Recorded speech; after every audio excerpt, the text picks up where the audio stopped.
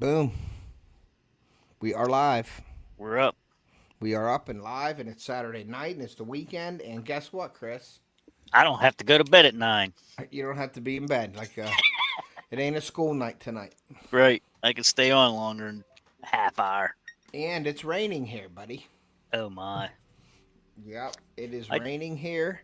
I just got a weather forecast thing. It just said to expect some rain next week for me even. What's So up, Kevin? Thanks for coming in. Yeah, it's cool.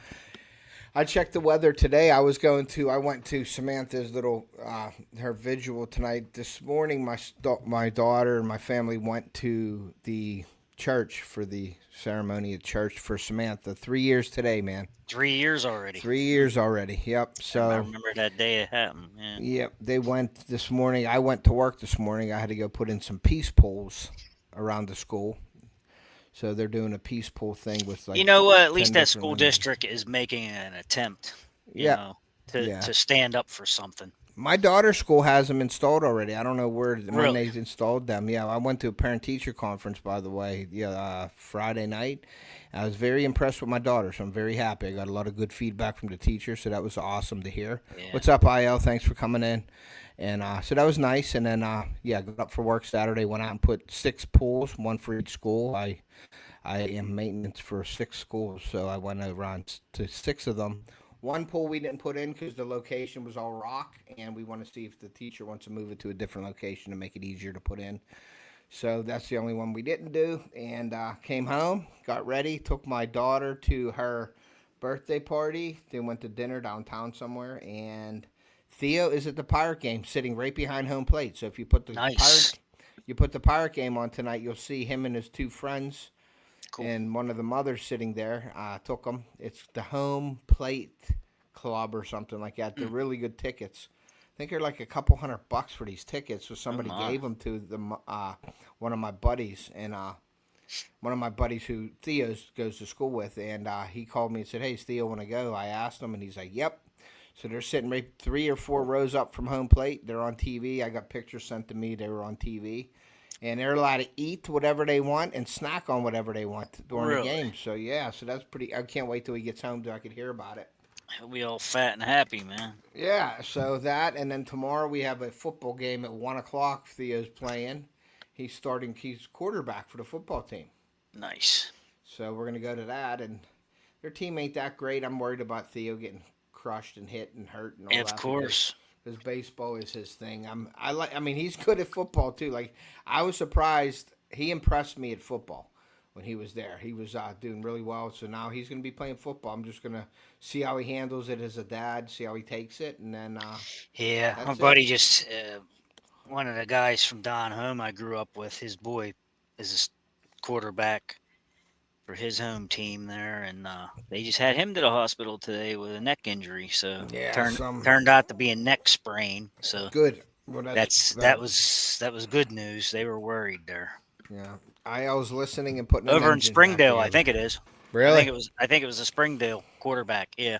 Nice. Yeah. So. My buddy moved over to there. So So I may go out tomorrow morning and pull my camera card from my Urban Hunting location. yeah. Hint. If I might do that in the morning before we go to the game and check on that. And I may do an update video because that's a mock scrape from the Jinx Some Sense that I put in with the dominant buck, the Misfortune, the Mystic, and the Dab. So I got a camera on that, so we'll see what happens. I'm anxious to see if those bucks show up from last year there. November 17th, I think it was. I had two nice bucks and one buck that I couldn't tell, but I know he was big. He was in the background, and I couldn't tell what he was. So I'm hoping that one of them show up today or this year and get a crack at one of them. But before we get started on the urban hunting, Chris, I did want to mention that I am running a contest. So anybody that has any deer cam pictures this year, you can send them in to me with my email at tedpolinowskijr@gmail.com, and I will put that up on the screen right here. Where's my email at? There's my email right there. So if anybody's interested in entering the contest, Chris, you entered the contest. I got you in there. And what's going to happen is we are going to pick me and my family, meaning Theo and Carly. We're going to go over all the pictures. We're going to end it on September 30th. That's the last day you can send them in on September 30th. That's my birthday, by the way. If anybody wants to get me a late birthday present, My more than brother's welcome to. birthday too. Nice. So we're gonna end it on Yeah. my birthday. We're gonna look through all Uptown the Chrissy pictures. Brown, welcome in. Hey, Chrissy. So we're gonna end the contest on that day, and we're gonna pick the best two pictures. They don't necessarily have to be buck pictures. I prefer buck pictures, but if there's some cool pictures you got of other animals and stuff, feel free to send them in. They do have to have the timestamp on it for this year. So we're going to pick two winners, and the two winners are going to get a choice of my long sleeve off the hook camo shirt or my short sleeve off the hook camo shirt. So there's going to be two winners. It's free to enter. I'm going to run that, and then after September 30th, I think I'm going to run it back again, and I think I'm going to do it again. Just people can't send the same pictures in, but different pictures. I think I'm going to run that. I might do a contest like that and just keep it running all hunting season long, and then maybe I might do a all hunting season like buck pictures of you taking a buck, just sending me the buck pictures and we'll pick. And that's the only fair way I think between me and my kids. I'll do it with them. It gets them involved a little bit, and we'll go through and we'll just pick the pictures and see which ones we like and have some winners for free. It's just something fun, and I'm just getting people to go over to my community page and interact with it a little bit and stuff like that. I don't know if anybody knows Chris, you have a community page as well, correct? On my YouTube, yeah. Yeah, on your YouTube. Well, Yep. people can go over there and they can post to your community page. They can post a link or whatever, but it does go through like me. You can set it up to like okay the post, sort of like Right. being an admin on like Facebook or whatever. So if anybody's interested in posting on my channel, feel free to go over to my community page or even Chris's if he allows it, and post your deer pictures, post whatever you'd like to hunt, as long as it's tasteful, nothing Yeah. vulgar, nothing political or anything like that. If it has to do with hunting or fishing or outdoors, feel free to post it. It'll go through me. I'll okay it and put it on there, and it just gets it gets your channel out to maybe somebody that's not connected to you that's connected to me. That's all. So it's just a little something to get your channel out there. So feel free to do that on my channel. Anytime you guys want to, but like I said, it does got to come through me, and it just got to be tasteful and about the outdoors. So I just won't allow anything that's nasty or mean or anything like that. Right.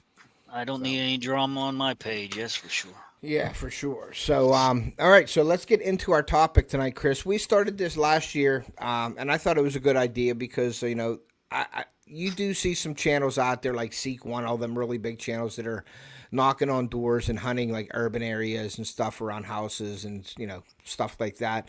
But I figured why not us small YouTubers get into it a little bit and just start talking about it, because I haven't seen a lot of information out there on our end, like with the people that we know too much. So what better people to do it would be me, because I hunt urban, and Chris who hunted urban. So we decided to bring this to you guys with some information on urban hunting. If anybody's hunting near their house, they don't go away or go up in the mountains, and they're hunting rural areas and behind houses and baseball fields and small woodlots, then this is the place for you.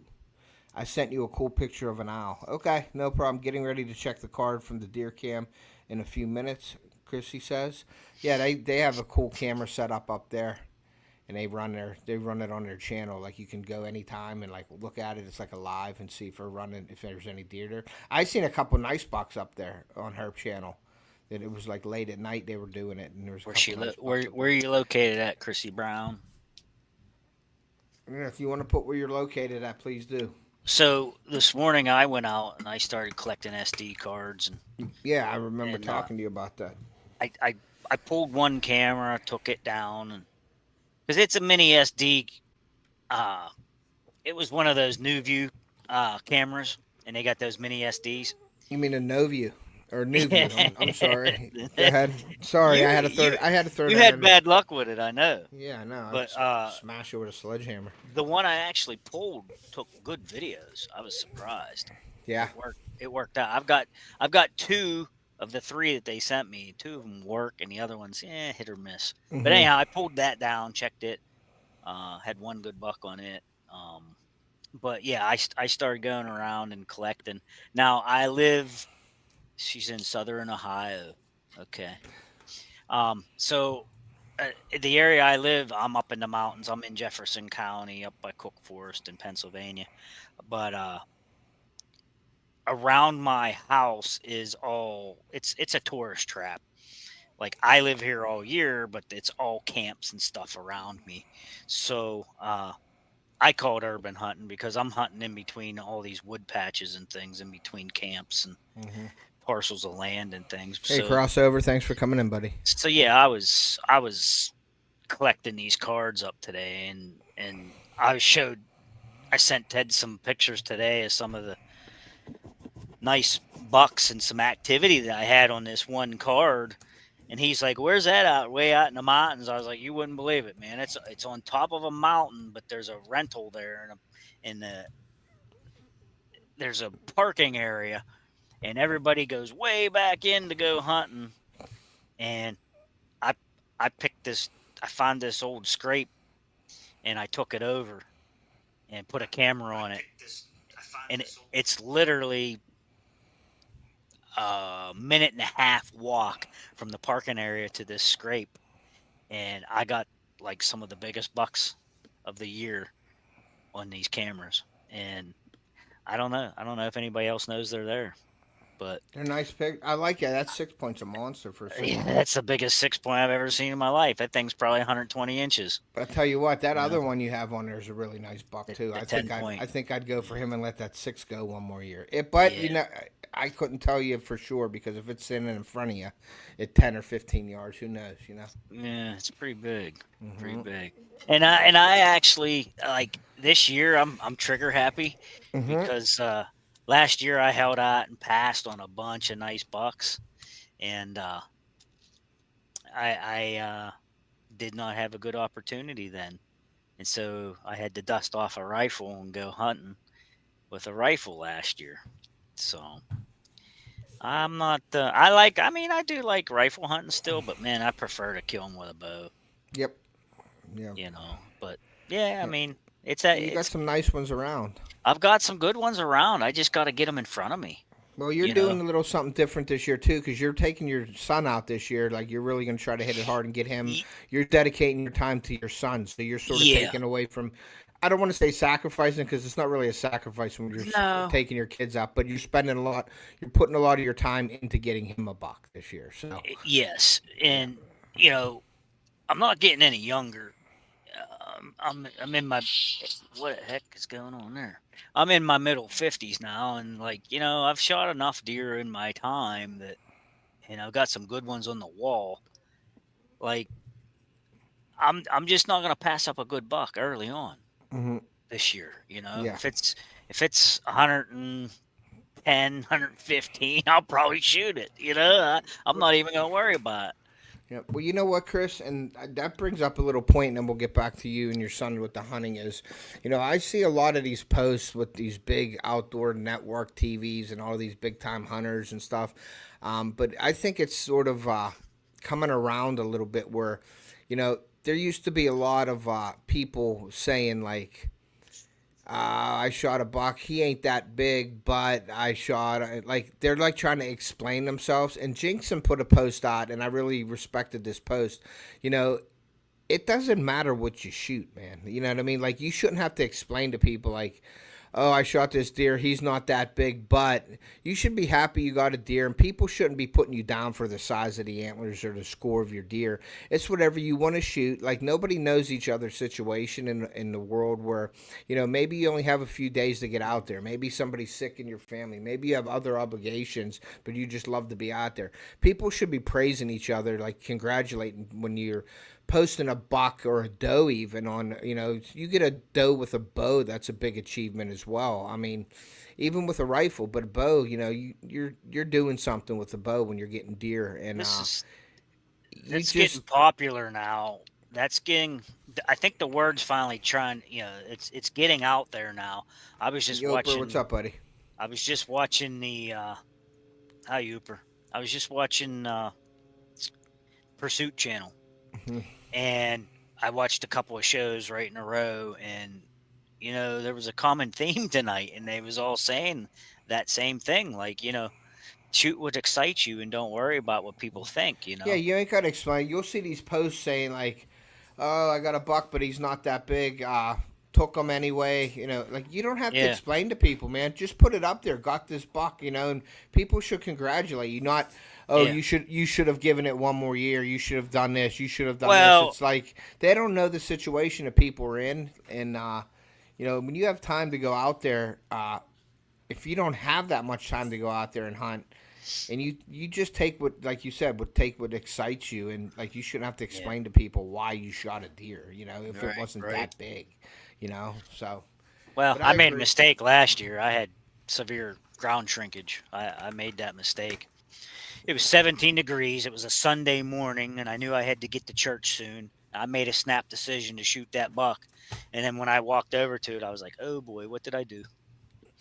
Yeah, I was not happy about that one. Yeah, but that was you not But being that like, you made a mistake on it, but you weren't like, you know, but you know people. what? I was That was giving you a hard time, jagging you a little bit, you know, Well, that was a but freezer filler anyhow. I yeah, mean, and you don't have to explain to people that, you know, all, hey, no, it got no, smaller. I no, didn't want to, but it is what it is. You no. did it for a reason, and Yeah, nobody should question you on that. You know what I mean? no. It was a freezer filler, and like I said, I was a little upset, but I was like, you know what? This one's going in the freezer anyhow, so it doesn't matter, you know? Yeah, yeah. Like I have a choice. Like my expectations in PA are totally different than Ohio. You know, I'm looking for a 150 class buck in Ohio. That's my goal. You know, not saying that I'm going to shoot one. If I don't get one, then I would settle for a little bit like later in the season for something smaller, Right. to fill my tag. But my goals are higher in Ohio than PA. I like to get the footage and get the shot on camera for video purposes. So I Yeah. shoot decent bucks, but I'm not, you know, every one of them's not a wall hanger, and I'm happy about it. You It's know, I'm proud of it's it. hard it's hard shooting them little ones and walking up to them though when you're passing, you know, when you've had deer like this, you Yep. know. Mm-hmm. That's the one I'm trying to get my boy on. Yeah. And yeah, I've got Yeah. deer like that around, and I shot something, and I was like, "Why did I do that?" You Yeah. know, I should have But looked that's that one over a little yeah. better. But that's your But choice, Christian. You did it yep, for a reason, and nobody yep, should question it. You know what I mean? yeah, and for that reason, like I said, it's just a freezer filler. Mm-hmm. I mean, I've got some real studs on camera this year. I mean, this isn't a good picture, and I did that on purpose. But Mm-hmm. look at the size of that thing. Yep. You see what's right between his antlers? That's a vine scrape. Yep. That's one of my mocks. He's heading right into it. I Nice. mean, that thing's a freaking giant, you know. Yep. And then You just gotta hope they're here. They I don't shot that disappear. dink last year, and I was like, hmm. But you know what? Not shooting a big one last year. Maybe I'm going to get that big one this year. Yeah. Yeah. Maybe I saved those mediocre ones, so they got big this year, and maybe I'll Yeah. shoot the big one this year. Well, when you're managing and stuff, but when you're in public and stuff like that, it's hard to say, okay, I'm gonna pass this deer up and let it grow for Well, next year that's because just it. somebody I else was is gonna on take it. I was on public last year. It was state land, and there was some people around me, so that heightened me too. You know, I was Yeah. thinking, well, if I don't shoot this, the next guy is, and that Yep. wasn't my excuse, but I was thinking, you know, this deer's gonna get shot. I'm freezing my tail off. I got to get to church, and I Yeah. and I'm thinking it was like 9 in the morning, and I'm like, yeah, if I could shoot this thing and get it out of here and still make it to church. Yep. I'm like, okay, let's do this, you Yep. know. And I thought it was an 8 point. I shot the thing, and thank God 6 points are allowed in my unit because it didn't have brow tines. I Yeah. didn't look it over well enough to even notice it didn't have brow tines. So Hmm. it ended up just being a humongous six. Well, not even a humongous. It was just a big 6 point. She's in Ohio hunting and stuff, Southern Ohio. Yep. Yoper said that I would like to thank the people that let lesser bucks go. Uh, let lesser bucks go, but that's their choice. They shouldn't be criticizing others, and you are correct. It's Right. like I Right. said, if you want to manage and you want to shoot or you don't want to shoot a deer, but I see all these posts online and stuff, and it's like the first thing that comes out of people's mouth are, "Oh, you should have let it go. You should have gave it one more year. This and that." Like you don't know what that guy's situation is at home, No. and you don't know what he's doing, what No. he's And working. when it comes to rifle season, all bets are off. Hmm. You know. I mean, the ultimate goal is to go out and get a deer. I'm sorry. I'm going out to kill something. I Yep. mean, you know, but when it gets to rifle season, that's what it's about. You only have 2 weeks here. I'm filling the freezer, you Yeah. know, Mm-hmm. but I get to play around for 6 weeks in bow season in PA. Pick and choose. Yeah, 6 weeks. So that's why I can pass up good bucks and hope for them later. And if Mm-hmm. it doesn't happen, oh well. I dust that rifle off and go fill her up. Yep. Fill up the freezer, man. All right, But so what do let's you get want to into get this. into? Let's get into this urban hunting, and what I wanted to bring up, since mock scrapes was pretty hot topic the last couple weeks, and it's sort of dwindling down a little bit, I guess, until the rut. I don't know. The rut, to me, scrapes go out the window when the rut's hot and on. I think they're just looking for physical animals and start running around and chasing them. I don't think the pre-rut and mock scrapes are very important. And I'm going to say that it's around Halloween area time. That's when the scrapes are really going to fire up. But what do you think? Do you think that the urban deer hunting, I know, well, we all know that urban deer hunting, and we've talked about this, urban deer hunting is definitely different than big woods hunting, okay? Yeah. But do you think the scrapes mean more? Do you think they're more important? Do you think they're less important when you're hunting urban areas and small woodlots with scrapes and things like that? Do you think they matter as much, or do you think they're just going where they can go, I or think like they're limited because they can't go in places when you're urban hunting? it's my So, opinion. hey, It's Chris, what's my up, buddy? it's my opinion. Hey, Indiana Chris. It's my opinion when I lived in the city in Pittsburgh. Uh, it's my opinion that this scrape action was not hot, and it might have just been my area. I don't know, but it's my experience that they weren't as important down there. And I Hmm. think a lot of it has to do with they get shuffled around so much and move. Hmm. Like you don't pattern a deer down there as easily as I could up here. I don't think. Yeah, I think you're That's my right. opinion. That's my experience. I Hmm. think they move around and get shuffled around so much and get pushed out of areas, either by hunters or dogs or you Yeah. know whatever. Or a door closing, or somebody come out in their yard and like a deer's coming across the yard and they come out and let their dog out and the deer turns around and goes the other way. That Yeah, I just mean, messed up your hunt because that deer's not coming by you that morning. You but know what I I mean? just I just feel like they don't use the same pattern as much as a free roaming deer. I mean, let's face it, they're kind of limited down there because they get pushed around so much. So that's my opinion. Yeah. That has been my experience, and that would be my answer. Okay. Yeah, me same way. Like right now, there's nobody in the woods hunting right now. Like this weekend is hunting season in 2B.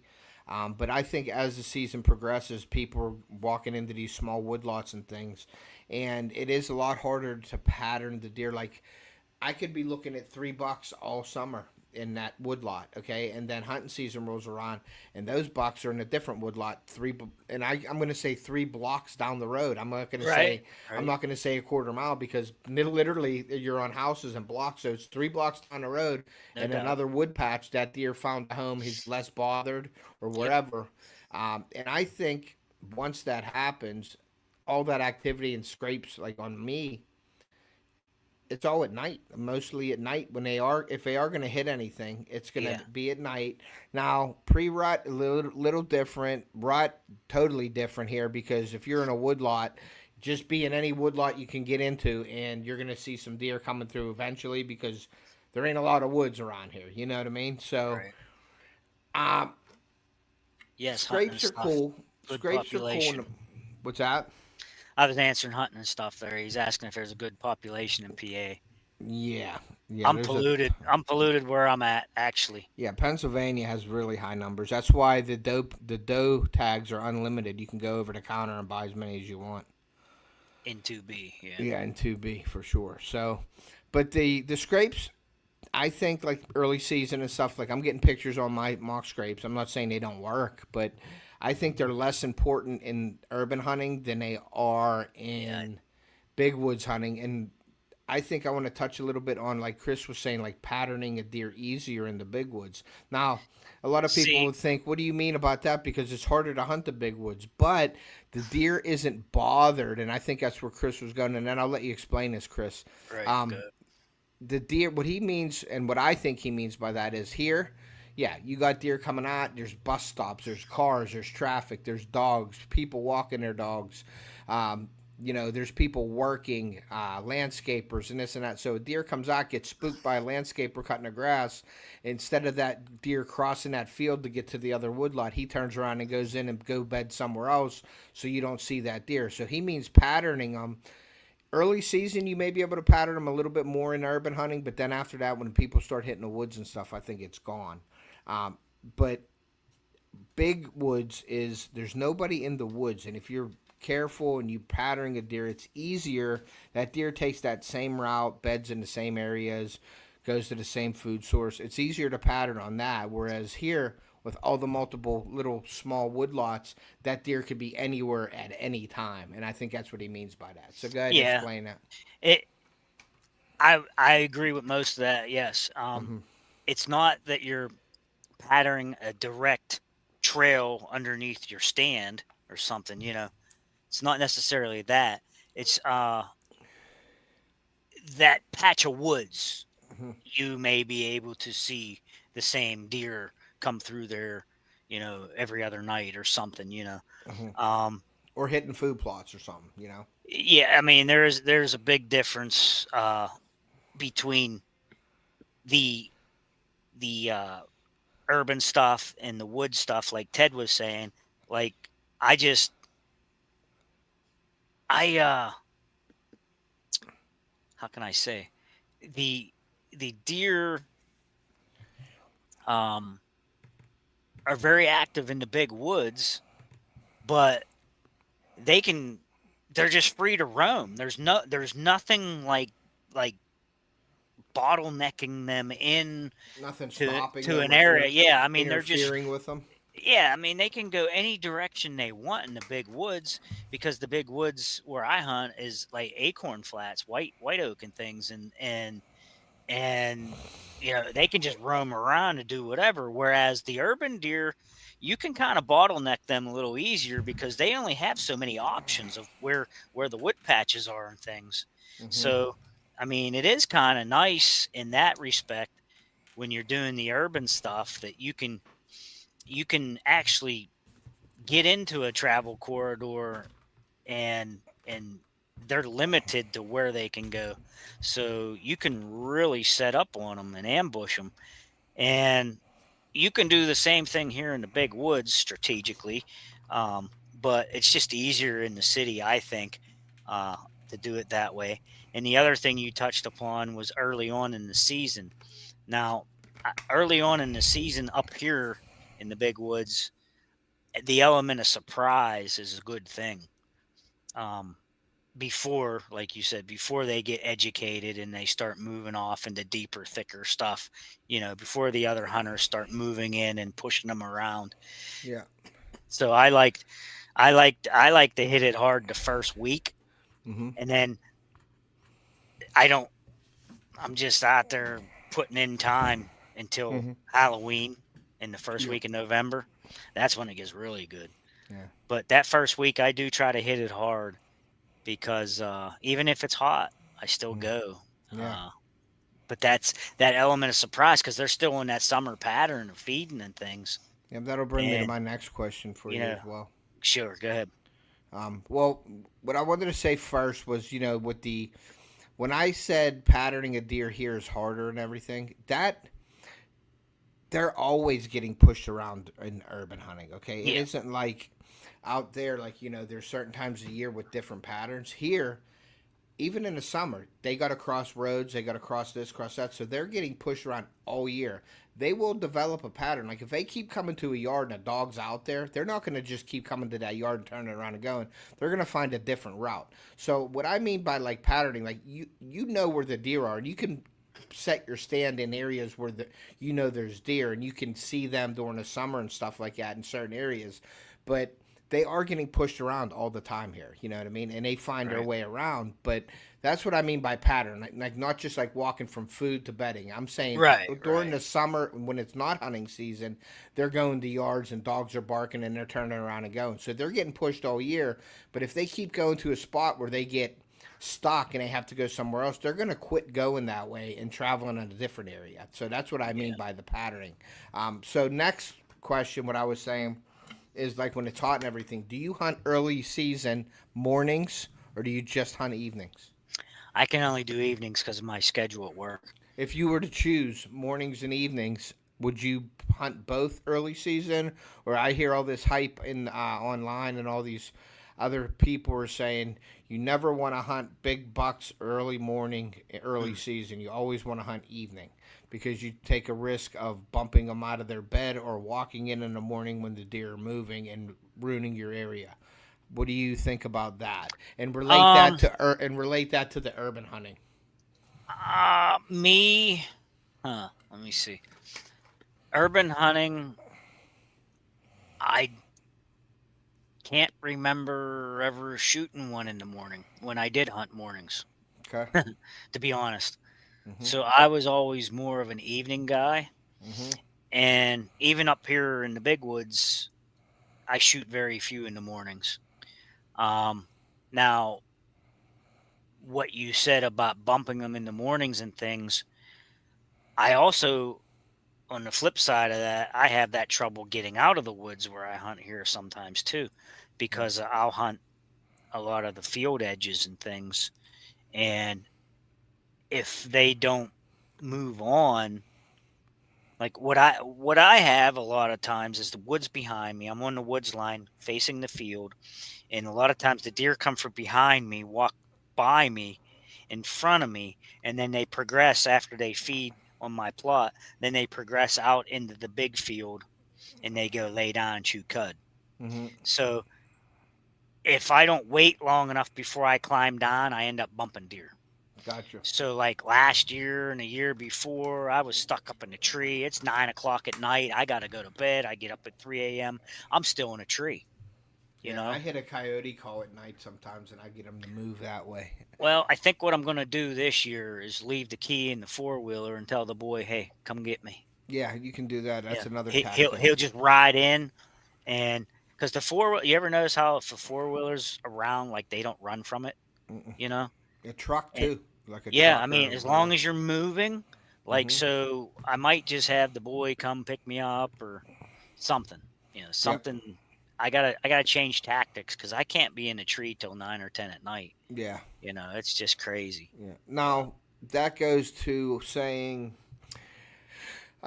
like urban hunting. Okay, like me, where I hunt is it takes me about 5 minutes to get up the hill into my stand. So I don't have a okay, far access in and out. Okay. all So right. I get in there and get out, and I'm not on a food plot or anything, and I'm not in a food area where there's acorns everywhere. I'm in a Mhm. transition zone. So it's easier for me. And I did that on purpose. Like I could hunt, next to people's apple trees by their yards and right there and everything. But I'm in the Right. middle of both, okay? And it's small enough where I'm going to see deer at any time during the day. They come back in the morning, they go back. I'm closer to the bedding area.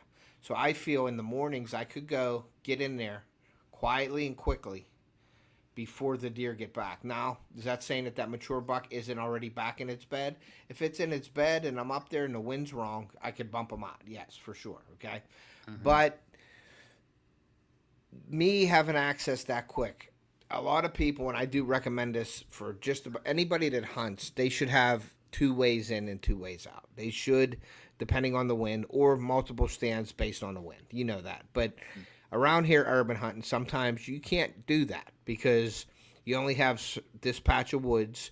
You only have one way to get in because there's private property all around you. So one guy says, "Yeah, you can access it through my yard." Okay, well the west wind predominant is at your back when you're going through his yard. You're blowing everything out in that field, in that wood line. You know what I mean? So it's hard to have that safety net or that emergency exit when you're up in the stand and there's deer around you. How do you get out? So I just throw up a coyote call or something, or I'll throw something or make some kind of, but I never let them look up at me to see me or watch me get down. I Yeah. always let them get out of the way, and then I get down. And sometimes I can get down and get out of there, and you could hear deer walking, but it's so quick because there's a parking lot there, a hill, and I Hmm. just get in. And I've been lucky over the years to have quick access to my stand, Yeah. and I chose to do that for that reason. I could have went further into the woods, uh, maybe a little bit better spot further in, but I chose to just get in, get up in a tree as quickly as possible, out of sight, out of mind type deal, and having the Yeah. wind in my favor. A west wind blows at my right face and up over the bedding area. I'm high on the hill where it blows over the bedding area. Now, thermals in the morning will push up the hill, so that helps me in the morning. In the evening, obviously, it pushes it down. But I'm high enough on that hill where the thermals coming down the hill don't really catch my scent and push that down in the valley like a lot of people do in like creek bottoms and things like that. So I'm fairly lucky where I'm at for deer and blowing deer out. Like I don't think I've kicked deer out when I went in to do my cameras and things like that. They've already been up and moving like in the middle of the day because I'm so close to the bedding area. And it's usually does because the bucks don't get up and just walk out. They usually just get up, walk 10 feet in their bedding area, grab some stuff to eat, and then bed back down. But the doe Right. like to be venturous. The younger deer go out and move Yeah. around and then go back in. And that's the kind of deer that I kick out. I'm not too worried about that because the doe are kind of, they're not as easy to blow out of an area as it is a buck. You know what I mean? Especially a mature buck, 4, 5, 6 year old buck. Yeah. You bump them once or twice, they're usually done. Yeah, they're gonna find a different way or different access or not come that way. Pocket Yeah. hunting, such as corn belt, is a whole lot different than wood hunting. It's a lot more challenging to me to wood hunt than pocket hunt. Oh, for sure, it's a lot more challenging to Yeah. hunt open woods as it is the pocket, but the pockets are more like a funnel, so you're gonna have the more deer coming through that funnel. But Yeah. urban hunting is totally different than big woods hunting. You could your scent. That's another thing, like that I'm gonna bring up here, and we might as well hit it now since I said it. Yeah. Uh, your scent. Do you think scent, man? I'm gonna get onto that with you guys too, but I'll give you my opinion after Chris gives us Okay. his. What do you think about scent? In urban hunts as you do in big woods hunting? Do you think Okay. scent matters? So, Do you think what's the difference? so when I lived in the city, uh, of course, I always did the green soap and got as clean as I could and washed my clothes, kept everything as scent free as I could. But Mm-hmm. that being said, when you're in a city, you have so many different smells floating around. You know, gasoline, people's dryer vent with Bacon and paint. eggs. Yeah, someone cooking, someone grilling. You know, Mm-hmm. I mean, exhaust fumes, someone's painting. There's so many different smells. Now, I think they get used to that and they don't carry on as much about it. Or care as much about it, I should say. And up here where I'm at now, I've got to watch. Mm-hmm. I've got to be particular of what I'm doing. Um, I don't. Of course, I don't go to the gas station, fill up with gas. Of course, I'm not wearing my boots to the gas station or something, or whatever. I keep everything clean and dry, scent free. Uh, I know guys that smoke their clothes. They'll build a fire, rake leaves in a pile, and build a fire, and wave their clothes over the smoke. Because up in my area, I just told everybody that I'm in this tourist trap area, and all these people come to their camps, and they're all got a fireplace or a fire pit, Mm-hmm. or I or they're just seen a burnt. thing on that they were saying, "Oh, smoking don't work. This don't work. You can never be scent free." But that's a good trick though to have for sure. No, I know guys that do it all the time. They Mm-hmm. smoke their clothes and they go out in the woods because the deer here are used to wood smoke. You know Mm-hmm.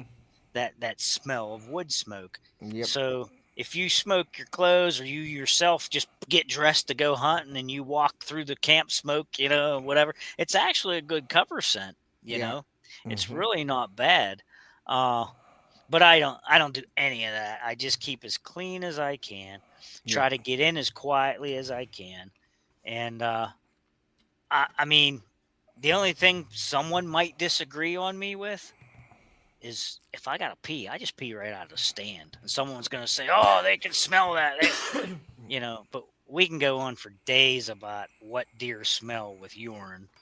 Well, Even 20 guys that minutes, 20 minutes, your human sense gone out of it's the urine. deteriorate. It Yeah. deteriorates. I've peed.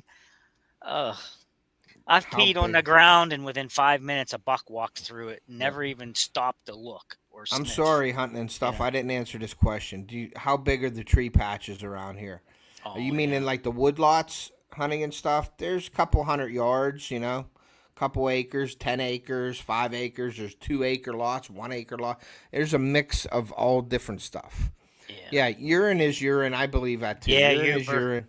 Youper. Um, Like you said, within minutes, it smells like uh, ammonia. Ammonia. Yeah, it's gone in Basically. 20 minutes. I mean, I always pee in my scrapes and Yep. stuff all the time, and Yep. I've got great pictures of nice bucks. I mean, urine is urine. I Yep. mean, now I'm not going out and eating asparagus and then going peeing in a scrape. Yeah. I think that would just be stupid. But you know, Yep. anybody that eats a normal diet, and drinks lots of water, I don't think you have anything to worry about. Yep. Yeah. 5 acres a good size around here for sure. Usually the lots around here, if you want to say the size of a football field, and half the size of a football field is some Hi, of the Ray. lots around here. You know what I mean? What's up, Ray? So now what I wanted to do though, real quick, and I didn't mention this with the mock scrapes, and I want to add this because it's very, very important. Okay. Anytime you're doing a mock scrape, and then we'll move on to the next stuff, but anytime you're doing a mock scrape, guys, location is key. I don't care what anybody tells you. You can't just make a mock scrape anywhere and expect it to be active. Okay, now a deer will come over. You're scraping up fresh air scent. A deer's going to come to that regardless, but they're just walking through. They're not going to use that as a communication area if they're not in the area. You got to put mock scrapes where deer are going to be and where they want to be. And you also have to have, believe it or not, you got to have doe groups in the area because a buck scrapes to attract the girls. So a buck's not going to scrape in areas where there's no deer activity, no doe activity, like mating. So they want the girls, so they're going to scrape around the areas where there is doe bedding. So if you find your doe bedding, you can put scrapes in and you should be successful. If you're just finding a ridge top with a travel rod and you put a mock scrape in there, 9 times out of 10, you may get a picture of a buck just coming over to be curious or a doe sniffing it. But other than that, it's probably not going to get taken over and be active. It's got to be in the correct areas. Would you agree with that, Chris? Yeah, pretty much. I think. Mm-hmm. I've made some from scratch. I take over. Mm-hmm. I take over 90% of the scrapes I You have. let the deer make them and then Yep, I you go find them over. from last year because you can still see them. Yep. You can still see them. Yep. I'll take them over, and when I take them over, then it's like supercharged Yeah. because they wonder Who who is it? is this? Yeah. Who's taking over my scrape? They Yep. get defensive about it, and that's why they start coming back and tearing stuff up. Yep, for You know. sure. All right. Well, I just wanted to put that in there for the mock scrape so No, people yeah, know that. I think that's a good point. I mean, Mm-hmm. I mean, they're gonna investigate. They're so Yeah. curious. Mm-hmm. Uh, Yep. I shot a doe. Was it last year? Well, we're not cutting our tongues and using tongues for licking branches yet, Chris. No, Until we I'm don't. not to that point yet. Yeah, we're not to that point. We talked about that too. There was a gentleman, a good hunter, that I found out over research that used to cut the tongues out of the deer, the bucks that he shot, and he would freeze them. And then the next year, he would open up mock scrapes with that tongue. He would thaw out the tongue and use the tongue to use the licking branch. I think that's going a Yeah. little bit too far. If you don't find a scent that works for you, that's pretty bad. Especially if you're not using Jinx and preorbital. Mm. You got to go over and check that out for sure. And get your mock scrapes fired up for that for sure. But yeah, I'm not gonna go that far yet. I don't think my wife would appreciate me having like deer tongues in the freezer. So we're not going to do that. But that is a good idea, though. That's a salivary I mean, glands, he and was thinking. He was thinking. he was thinking of that. So you You got to know, give it to him. And deer hunters are innovative, and they try to do that. But yeah, that's definitely. I'm not Yeah, ready to do definitely it. send a picture, Ray. I'm going to be starting to ask for pictures of harvested deer, and we're probably going to do a competition or a contest. Whoever, we're going to pick the picture and give out a T-shirt or two with that as well. We're doing a contest right now. If you have any deer cam pictures, buck pictures, deer pictures, any kind of animal pictures, as long as it's time stamped for this year, me and the kids are going to look them over, and we're going to pick out two of them, and you're going to get a choice between a long sleeve or a short sleeve shirt. So go over to my community page and check that contest out right now, and it's free to enter. So, all right, getting back to the woodlots. Woodlots here are anywhere from, I'll say 5 acres to 1 acre or a half acre. I'll go 5 acres to a half acre. That's about Yeah. what is The around here. the hillside I used to hunt was 10, Mm-hmm. but I only had access to 2 acres, Okay. and the But rest was all tree hugging folk. yeah, And we got into that before, where I shot deer and they ran yeah, up and died under some lady's window while she was washing dishes, yeah, and I had to dress up like a ninja and drag the deer off in the middle of the night. yeah, Yeah, we yeah, talked about that before. yeah, for sure. But yeah, so it's definitely different urban hunting. Urban hunting tactics and the scent was where we were at. And me, like I said, I believe that the deer are, well, what they're 100 or 1,000 times more sensitive than a human nose. They have all these receptors on in their nose. They lip curl. They get it, in their mouth. They can taste it. I think it's all on a molecular level with the deer. So I believe that a deer smells, if he gets a big, strong whiff of human scent to a deer, that means that danger is closer, okay? Now, in the big woods, that danger could be 100 yards, and that deer's out of there because they're not used to smelling in the big woods. But around here, they're in backyards behind garages, sitting there, and they're smelling dogs, cats, humans. They're grilling burgers and hot dogs and kibasi, and you're you're going to the bathroom in the It's true. woods. You're It's you're true. the buses are stopping and going. The fumes. You're riding lawnmowers. You're riding dirt bikes. It There's just sounds funny. cars. You're cooking bacon and eggs in the morning. You're cooking French toast. They smell all that stuff.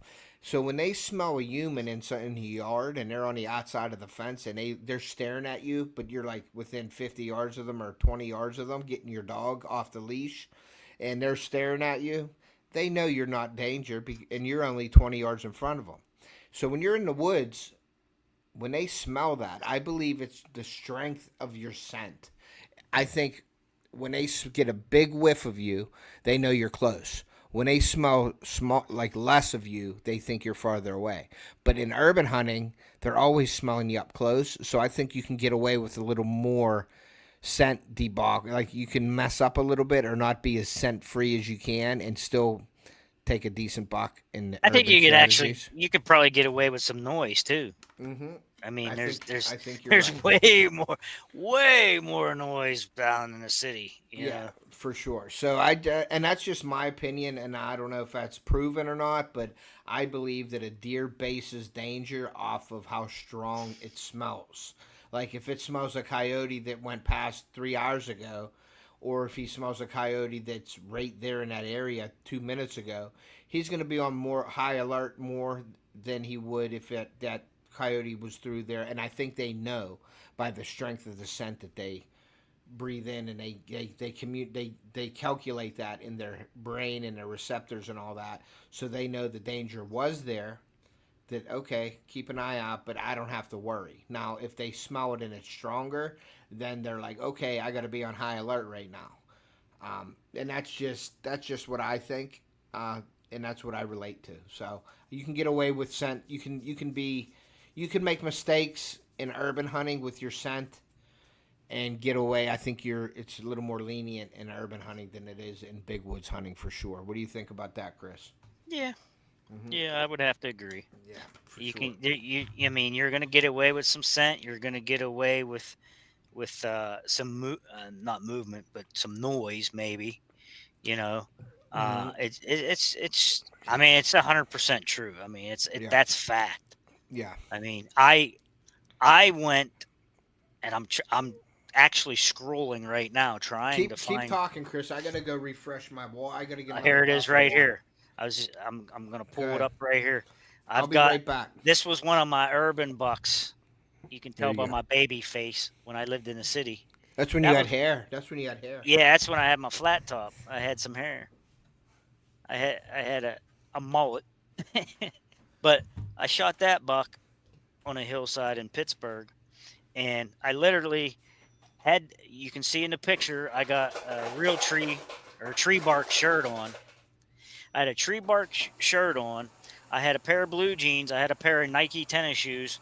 I had a hat on, and I was on the ground. There was a tree that fell down, pretty large tree, and I was sitting on the ground, Indian style, behind this log, and I I wasn't even going to go hunting that night. My dad wanted me to take him hunting. So I put my dad in my tree stand 50 yards to my left, and I went over behind this big downfall and just sat down. And I seen this buck coming, and I was looking at my dad in the stand. I'm like pointing, buck, buck, and he's looking at me going, I can't see it. I can't see it. And the thing walks right up to me like 15 yards away.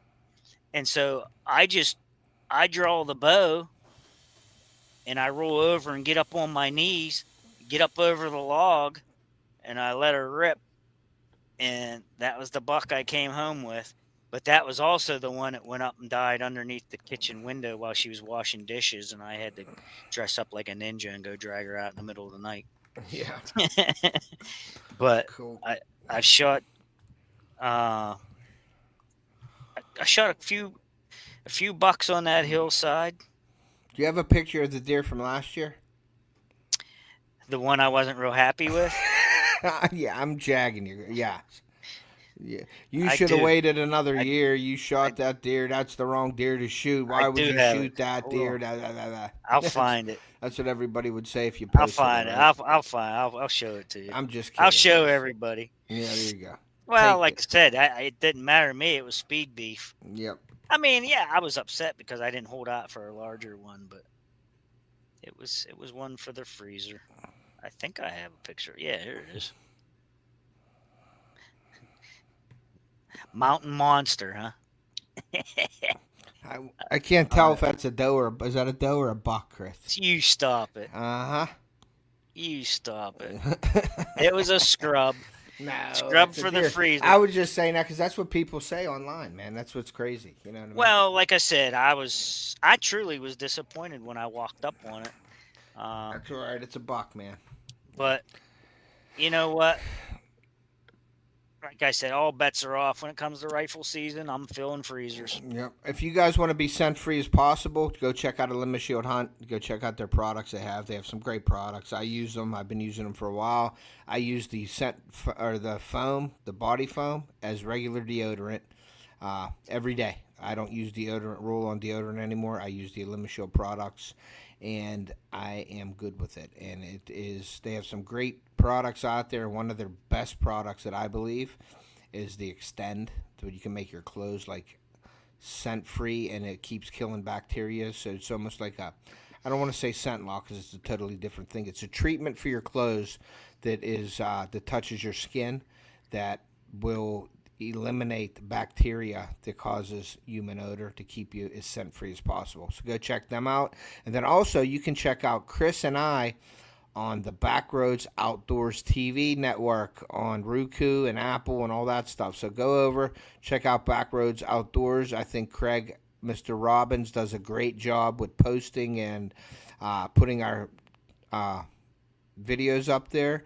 I just got a notification from Craig 2 days ago that my feature video has had the most views on RUKU TV Nice. since they started. So it's that was my shark fishing video with my son. So he said, "Congrats, you're still getting views on that." So that's kind of awesome to hear. So we are on TV, guys, Chris and I both. So go check out Backroads Outdoors TV network, and then also, which I don't have the link here, and I don't know why. I must have missed putting it in here, but we're also on the American Angler Outdoors Network, guys. So you can go check that out as well. That's more of a fishing base. There's only a few hunting channels on there. Backroads Outdoors TV has just about all hunting channels with some fishing, but American Angler Outdoors is more fishing based. So go check out both of those on RUKU and Apple and all that good stuff. So yeah, that's something for you guys to go over and check it out. And I believe it's free to join it, to get on it and watch. Yeah. So you can do that as well. And then also my website at OFFTHEHOOKOUTDOORS.us. You can go check out my website where I make my baits and stuff for fishing, and I have some pictures and stuff over there. If anybody wants to get a hold of me, you can email me at tedpolanowskijr@gmail.com. Anybody wants to make a donation, I have a PayPal and a Venmo. I don't ask for donations really, but if somebody wants to help the channel out, they are available to do so. And also, Chris, you might win an Off the Hook shirt. There's my Off the Hook store right there with your pictures of your deer. I So doubt it. I doubt it. Yeah, You're we'll see. always telling me you're sending me something. I never get nothing in the mail. I'll have to send something to you for sure, Yeah. and that way you'll shut up about it on the Postcard. lives. You'll stop Postcard, talking probably. about it on the lives. Postcard of a big buck. I'll send you a congrats on a big buck. I'll send you my big buck picture. But yeah, there's my Off the Hook store. It's located in the description of my videos. So go over, check that out. That helps support the channel well as well. Go get your Off the Hook gear. We have some great performance gear on there, as well as hunting hats and all that good stuff. So go check it out as well. And we also have other social medias. And I'm sounding like an advertisement, a commercial. Yeah, now. are the ads over yet? Social media platforms: Instagram, Facebook, FishAngler, FishBrain, Camo Space. Chris, you got to jump on Camo Space, and then TikTok and Thread. So go check that out as well. All right, My so stuff let's goes get to back to Thread. this Let's get back to this urban hunting now, Chris. What do you want to add? Do you like something that we didn't cover right now that you could think of that you want to cover on the urban hunts? What do you think that the audience should know? Um, Like, what do you want to cover? we about covered everything, but my main thing was I kept it close to home. Uh-huh. I kept it small. Like I said, I was only able to hunt 2 acres, and I kept Okay. a good relationship with the landowners. Mm-hmm. I didn't go up there like 7 a.m. on Sunday morning and try to scout while they're sleeping and stuff. Just be mindful of the people you're around and respectful to the property owners, because that'll get you very far with folks for getting access. And that's what I wanted to say. Don't be afraid to knock on doors. Some Yeah, of your best hunting is in urban areas, for sure.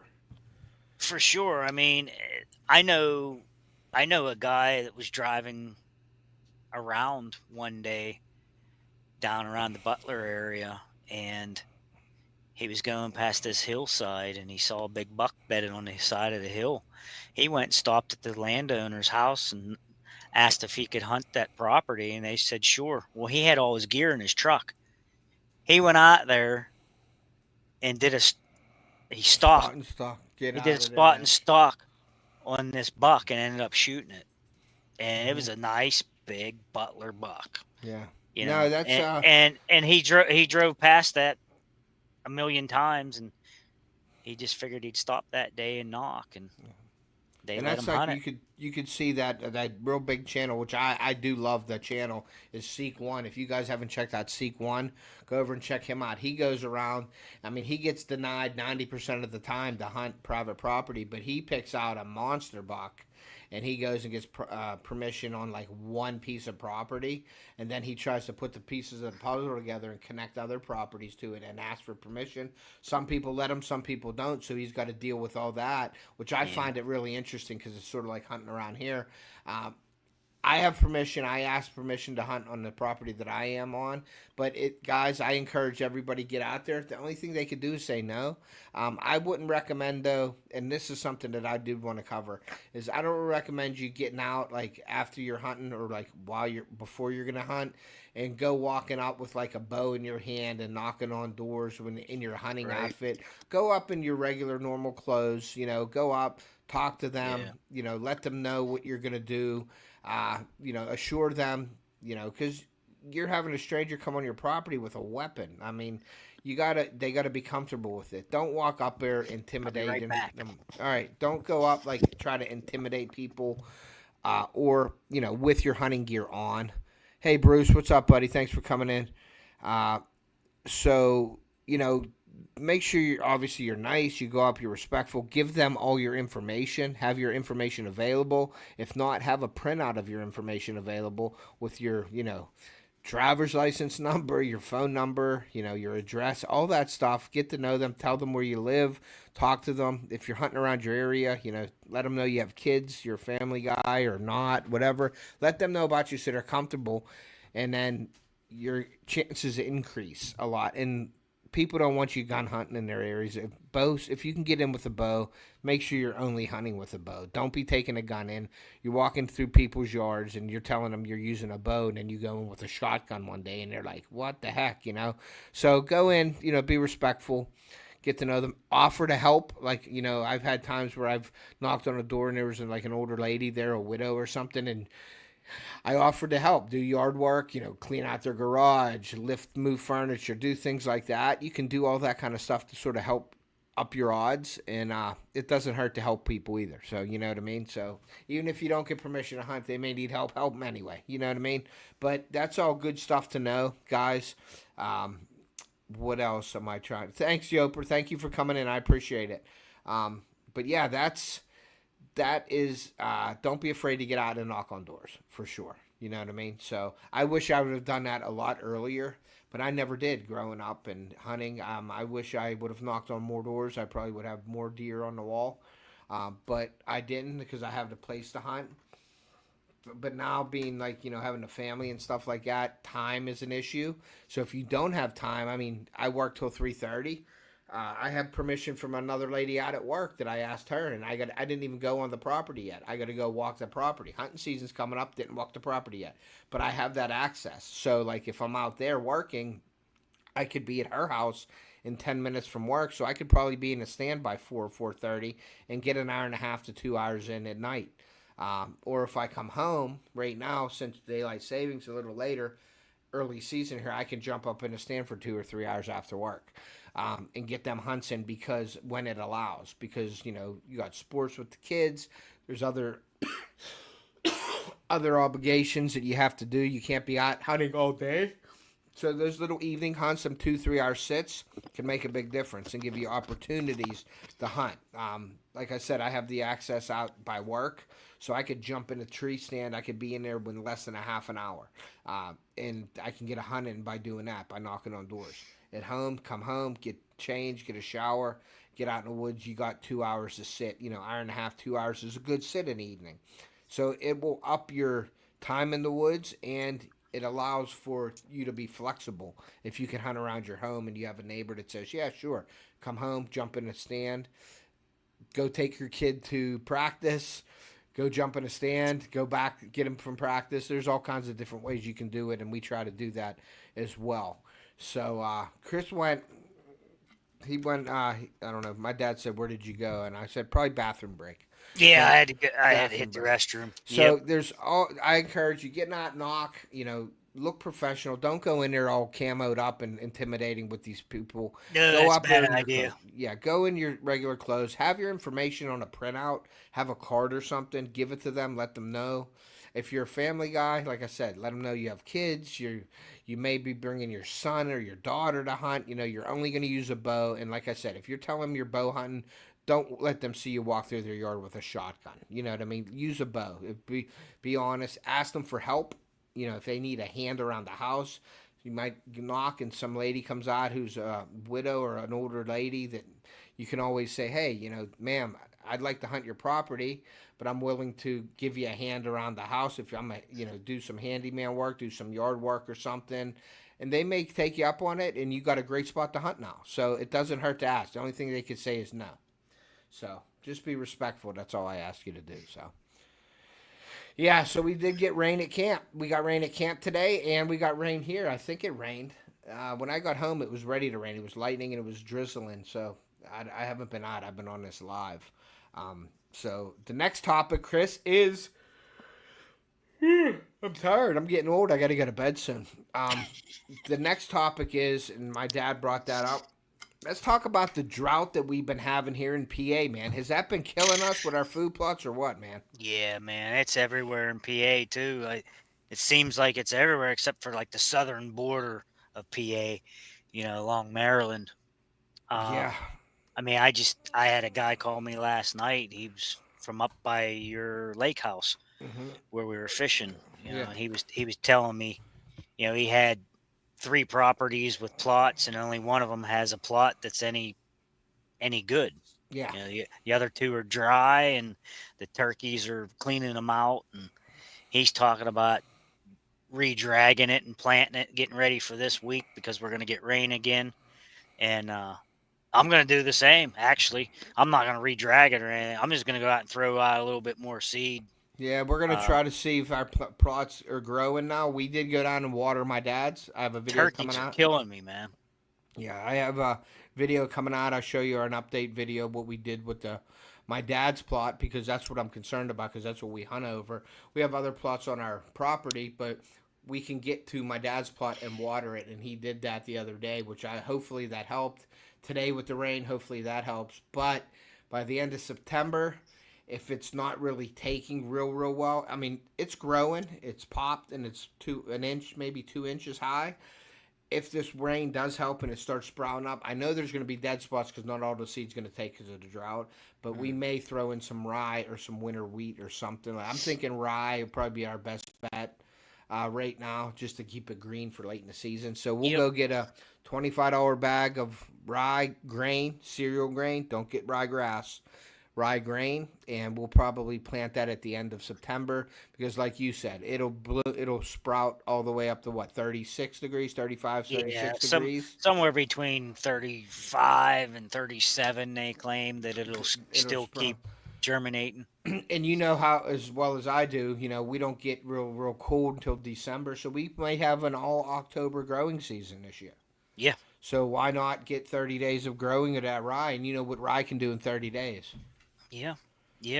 Might save your plots. Yeah, sure. So we're gonna see how that works. So, yeah, my dad's seen lots of turkey. Finally got ready. My dad's seen lots of turkey. I got a bunch of pictures of turkey, but we got some really nice bucks on my dad's food plot. I had some vittles out early in the season, and then we put the mock scrape up, and we have 2 10-points, an 8-point, a 7-point, a 5-point, and another 9-point. And the 10s and the 9s are shooters for sure. Like I'm like okay, I might shoot this, but I want my dad or my son to shoot them, harvest them because yeah. And if they get them, then I will go hunt there myself, and I will wait on hopefully a big one that comes through. But there are 3 shooters there right now, and like I said, guys, food plots, deer management, putting out minerals during the springtime, summertime, keeping it out there all year helps. Our deer are getting bigger and bigger every year. And it's just really exciting to know that we're doing something that matters, and you can see it in our deer herd. We're at least attracting the good bucks in that area. So I just really hope that this food plot takes because that's a big attractant throughout the hunting season. Yeah. And if that doesn't attract this year, we know they're in the area, so rut and all that, pre-rut, with the jinx and mock scrapes and everything will help. But I may have to plant rye. Do I want to plant rye? No. I want to go there next week from this rain and see the kale growing, the dwarf Essex rape, the turnips, the radishes. I want to see that all growing. Do I think it will grow? I'm skeptical still. I'm hoping this rain pop and it just gives it that boost that it needs, and hopefully we can at least save some of it, or at least have it sporadically throughout the field for some attraction value, Chris, and then have that rye, because the rye's not a real attraction value to really later in the season when the snow's covering it and it's the only thing green in the area. Then they'll come to that. The leafy greens is what we want during hunting season. Yeah, So, for sure.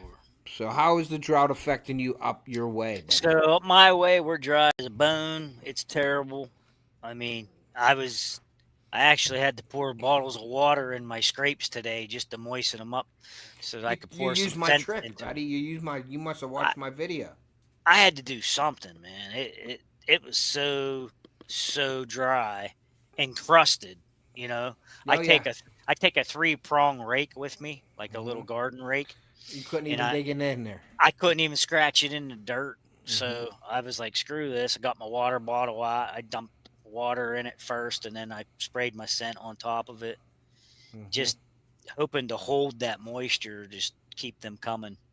Because right now that's my only saving grace because the plots ain't doing squat. I Yeah. mean, I have that 2-acre block of clover, but like I was telling you earlier today, I said that it's there, it's green, but when you walk through it, man, you can hear it crunching under your feet. It's about burned up, and Yeah. I'm hoping this week of rain coming, is gonna resurrect that. Yeah. That's what I'm And hoping for ours, because I've our clover was crispy too. I've got liquid fertilizer that I want to spray, and I'm hoping that it revitalizes enough that I can hit it with some I think it's 31818, and What is I the want to. good for our plot, Chris? I wanted to ask you that on here. What do you think liquid fertilizer I should be getting for that kale and turnips and radish, the brassica style, like the brassicas? I don't need nitrogen for that, do I? Or do I need I nitrogen? mean, you can use a small nitrogen, like they have like 5-20-20 stuff like that. Yeah, you But you think want something? more. You want more of the P and K, really, Yeah, so you want me because like 5, 20, 20 somewhere around that something area? like that. Yeah, that would be good because if you know, you don't. If you have some established clover already, which I know you do, Yeah. there's that's supplying your nitrogen already right Hmm. there. And your Well, see, plots we your have plots are just sucking nitrogen out of the environment yeah. too. Well, my clover plots though are clover plots. We don't have brassicas in with that. Hmm. We have that in a whole separate area. So what should I be spraying on the clover as opposed to like brassicas? I should go 5, 20, 20, Yeah, low or nitrogen. clover Yeah. do that. Which one do I do with those low I would do nitrogen? I would do the low nitrogen on the brassicas, and the clover you can do, Whatever. whatever. I mean, more P and K than anything. Load up on the P and K, mainly the K. I mean, they love that potash. But see, the problem with P and K with dry fertilizer is it doesn't move. Yeah, It just sits on top of the ground, and and it it takes goes away. months and months for it to before it would soak in. And we Yeah. don't have the rains to soak it in, so No. you're going to have pelletized lime on top of the ground. So I'm advising people that are, and here's your tip of the week. Uh, You're I'm off the hook advi- tip of the week, or is this the that- city sticker tip of the week? well, it's my All idea. right, I'll take it though. I'll take it. Okay, you All can right, use it. all I right, I that'll get work. I allow that. Okay. But yeah, to be spraying your liquid A foiler. foiler, yeah. Yep.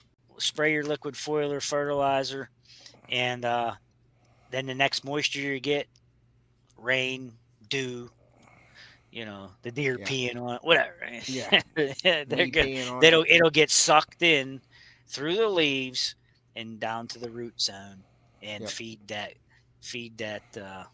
that plot for you. For But sure. yeah, foiler fertilizer is going to be important this year. So Hmm. I hope people will take that tip, because, like I said, if you're spreading, I keep seeing this all over It the turns into a forums. gas too. Some of that Well, the pelletized nitrogen, fertilizer yeah, turns the into a nitrogen gas burns off. and goes It's up in the air. it's It's gone. gone. Yeah, It's it's gone. gone. It gets cooked off by the sun, and we've Hmm. got plenty of sun lately. But Hmm.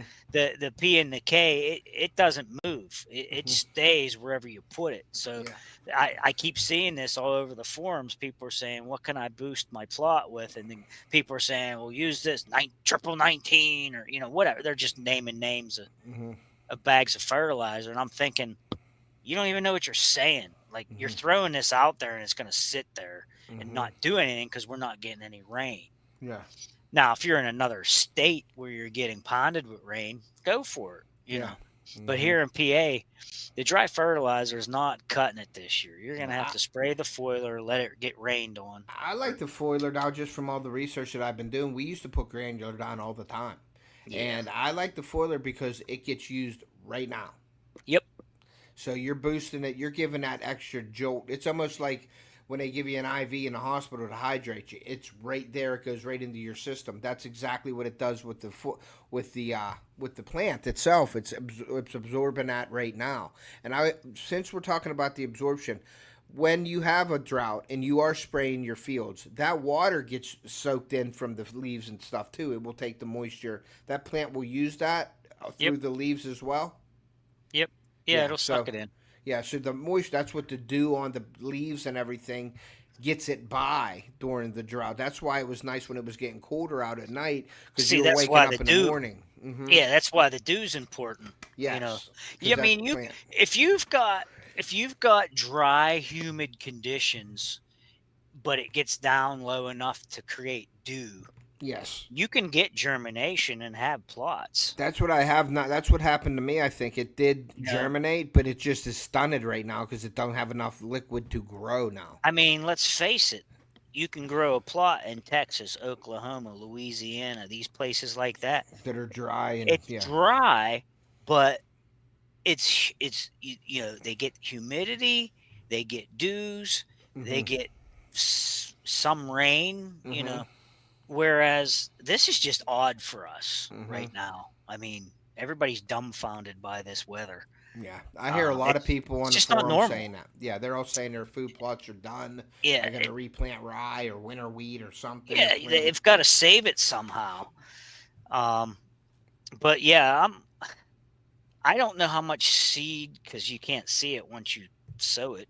Yeah. But I don't know how much seeds left on my plots after the birds have been at it for the last 3 weeks to a month. You think now. they'll even find them small brassica seeds and stuff? You think they'll get in there? I would think somebody does. Yeah. Maybe if it ain't the turkeys, it's them little sparrows or something, Mm-hmm. or the doves and the robins. Because I had some seeds that were like black pepper, man. They were small. Yeah, the yeah, kale they're seeds small. and stuff were Yep. small. Yeah, my crows. I got crows that are picking it up. Yeah. I just they find it, believe Yeah. it or not. Yeah. And then not only that, you got slugs, Yeah. and stuff like that crawling all over it, sliming it, Ants will take the seeds back Yeah, to their. If you have another thing too that will annihilate a food plot that people don't know about is when you have anthills around food plots. Like down at camp, we used to have mounds of anthills, and I'm talking 3-4 foot high anthills.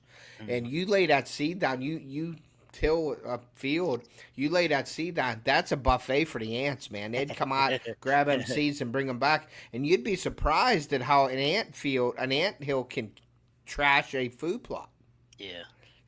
And sometimes, and I've seen it online where there'll be an anthill at the corner of a food plot, and then the food plot grows except where they took all the seed from, and you can see like the path of the ants through the food plot where they were taking the seed from. It's really neat looking, but you don't really think of stuff like that until it happens to you. You know what I mean? There's freaking thousands of them carrying one granular at a time. Yeah.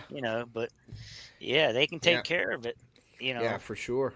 For sure. Easily. But yeah, I'm hoping my dad did save us because he was down there working hard. Like he was down there all day Saturday and some of Sunday. And I told him, go out Sunday and reapply the water right in front of your stand at that plot. Like, because we have about a half an acre, okay? And to the right of us, we have it. And I'm like, water everything, but concentrate in front of your stand because you want that attraction in the front to get them deer in there. So I'm hoping I'm going to try to make a run down there maybe this week coming up, just to make a run down. I got to get back down to Ohio as well. But Saturday I have a baseball game with my son. So I'm trying to maybe get down there and back maybe Sunday or take a ride or this week after work if I'm free one day because they don't have practice all week. I'd like to go down just to do an update video and check it and see. But yeah, groundhogs will do a number on your newly sprouted plants as well. I took one out the other day when we were down there. in the Midwest and out west, they have problems with grasshoppers and stuff like that. Oh yeah, they'll just annihilate it. They annihilate plots down to nothing. Your dad, he's asking foiler Yeah, spray. go ahead. You want to answer that? So Now, we have, so my off the hook blend. You know what that is for up top. So what would you use for that one? And then, like I said, so there's a what would couple you of do for the things. clover? So there's a couple of things. What brand name too do you use, or you go to Tractor Supply and get it? Well, you can Explain it. you can go to Tractor Supply and they have some different numbers there. You can get at Tractor Supply, I believe they have a 10-10-10. And they have a couple other ones. I can't remember all the numbers But anyhow. we don't need the high nitrogen one. We could use a low No. nitrogen for Yeah. either one, right? Yeah, you can get away with the lower one. Of course, I use some Domain products. What? Yeah, I Yeah. use Domain products. So they have they have one called Freight Dirty- Train. Yeah, They have Dirty Deeds. What's that thing? Dirty Deeds is a humic acid. They humic acid feeds all the little microbes and stuff that's in your soil. It's derived from like a sea kelp, Mm-hmm. that type of thing. Okay. But it's good for your soil anyhow. Yeah. So that one's not actually. I mean, you could spray it over your plot, but I don't think you want to. Yeah. That one's supposed to be put on at planting. Yeah. Spray it Yes, right- hunting and stuff. I do have turnips and radishes in my You plots. spray yes. it right on the dirt. So, but yeah, you can get the Tractor Supply. You can buy their liquid fertilizers that way. You can. There's one I used to represent a company called Antler Grow. They have a foiler spray you can put on. Is that for minerals for deer? Well, Like when they eat it, it boosts the mineral content on the it intake? does. It does do that because it has micronutrients in it, and a lot of the micros are mineral based. So Yeah. And That your gets plants, stored in the plant, doesn't that get stored in the plant then? Yeah, it sure does. Yeah, Yeah. yeah. That's why a lot of these companies put a big sticker on their jug that says 30% protein, and all that stuff. Who else? Well, I mentioned the Domain stuff. They have a couple different kinds now. They have one kind that's I think they're both 3-18-18, and then they have one that's straight nitrogen, I believe, as well. Yeah, we won't need the nitrogen. We would just need. Yeah. I'm gonna probably go back to Tractor Supply and buy something with a low nitrogen and then higher P and K. You know what I mean? Like Right. whatever, 10, 5, 15, 15, 5, 19, 19, whatever that is. And I think that'll boost it. And we could spray it the same way my dad watered the plants. So we could spray it. And I think we're going to do that here early October because it'll still be taken out in, it ain't like done growing. So we need a boost for sure. So that's probably what we're going to get. I'm sorry. How does that mix? I'm getting questions right now as we're talking on the live. People texting me about their plots. Yeah. How is that mix ratio with that when you buy it? Like, how much is that per gallon and stuff? Like usually, What's that? like we have a 25-gallon tank. Do they Okay. have? How is that mix ratio usually? Yeah, on them? usually those are the jug Ounces that they to a sell gallon. you. Well, the jug that they sell you is usually like a 2.5-gallon jug, and it'll say right on it, good for 1 acre. Yeah. So I would just pour that jug into your 25 gallons, mix it up, and go use it. use it. Yeah. Yep. Okay. Yep. Usually they're like set already. Yeah. I don't try to ratio them down. I just Yeah. mix up whatever it says on it and go use it. Yeah. If you go over it a little extra, so what? Yeah. So hunting and stuff said that the turnips and radishes should make some nitrogen in the ground. Is that true about them? I thought the clover did that, but they didn't. The clover fixes nitrogen because legumes leaves fix the- nitrogen. It leaves the little nodes in the ground on Nodules, the roots, yep. on the nodules in the ground. Yep. But the radishes and the turnips do not do that. Correct? Yeah, they don't Yeah, they fix. don't do that. Hey, up in the air. What's up Ted, in put here? my What's up, name Eric? back up. Someone said Ted and guest. Now they don't know who I am. Ted and Guest. Yeah, Yep, put up our we're names. gonna keep Ted and Guest on there. Stop You it. know me. Hold on, let me get the banner out of here. That's Chris. Where the heck is it? Oh, City hold sticker. on. Comment City sticker Chris. there. Boom. Instagram and YouTube. Okay, now I got to go to my banner and go to Redmond and get that off of there. There you go. There's Chris. There he is. All right. I should go in and change my banner, huh? Yeah, I would say city sticker. That way your channel. Hey, if somebody's in here that could share Chris's channel so Aaron can pick that up, that would be awesome. Aaron, great channel. Food plots, all that good stuff. You want to go over and check out City Sticker for sure. There, I changed it. There City you sticker go. Chris. City Sticker Chris. Yep, over on Instagram, same thing. City sticker Chris. So, but yeah, so the he says nodules. acorns. Well, There ain't many acorns down. Ohio has some, but not around here. Drought just killed everything. We got I was just going to tell him that. Dry as a bone. Well, not only is the drought horrible this year, but the we had a very, very late frost this year. Yep, killed my apples. In the end of May, almost into the first week of June, and it frosted all the buds on the oak trees. So and the apple trees and pear trees. Yeah, my pear tree didn't have a thing on it. I got pears, but I don't have apples. So the what was I going to say now? Yeah, the oak trees got a month late start. The maples were totally budded and leafed out before the oaks even started. You could tell where all the white that was a good thing in a way for me though, because you could see where all your white oaks were. Yeah, I'm sharing your channel out, Chris. Okay, cool. You could tell where all the white oaks were, because you could look up on a hillside and you could see the evergreen and the maple and the bare trees. Those were all your oaks. So like, if you had a good patch of oaks, man, that's a good place to head.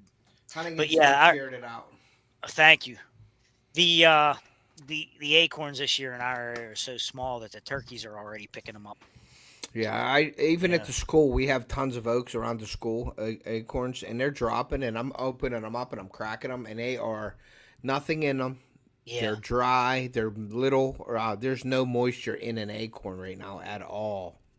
Persimmons is something that I was going to try to finagle a little bit with and mess with down at camp. I know they say persimmons are hard to grow here, but they say you need to grow 4 or 5 of them at a time. It helps with the growth. So persimmon trees are expensive here too. So I may try, because Chris, you remember you said with that frost, and I said, yeah, I had 3 apples on a tree and they were gone. Yeah. But I'm going to give it another year with the apples, and I may intervene some persimmons in my dad's food plot as well, just to see if I can grow them. Right. Yeah, I would love to have the seeds up in the air, because I will give them to my dad, because I'll try to grow some, and I'll give my dad some to grow, because he has more time, because he's retired. He's the green thumb. He has the green thumb. He can grow them and nurture them and love them and talk to them like you're supposed to. I'll put them in a pot and water them maybe once a week, because I'm working and running around, and they'll die on me. But my dad will definitely handle them. But I will take the seeds up in the air, and I will take them for sure. So get with me. I would definitely want them for sure. I never tried to do anything like that. I'm going to try soft mass is good, especially early season, Chris. Like in your food plots, stagger a couple of them around in front of your stand, man, and you wouldn't believe that them deer. I have those little, what they call sickle pears. They only get so big, but now, since the drought and everything, they're about a little bigger than a golf ball. But man, they stay on the tree all the way up to like November.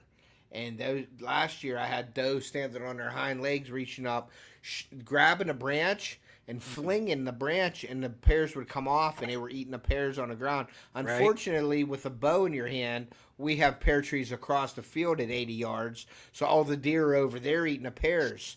We have one at 50 yards in the middle, but the majority of them deer were eating the pears at like 80 yards.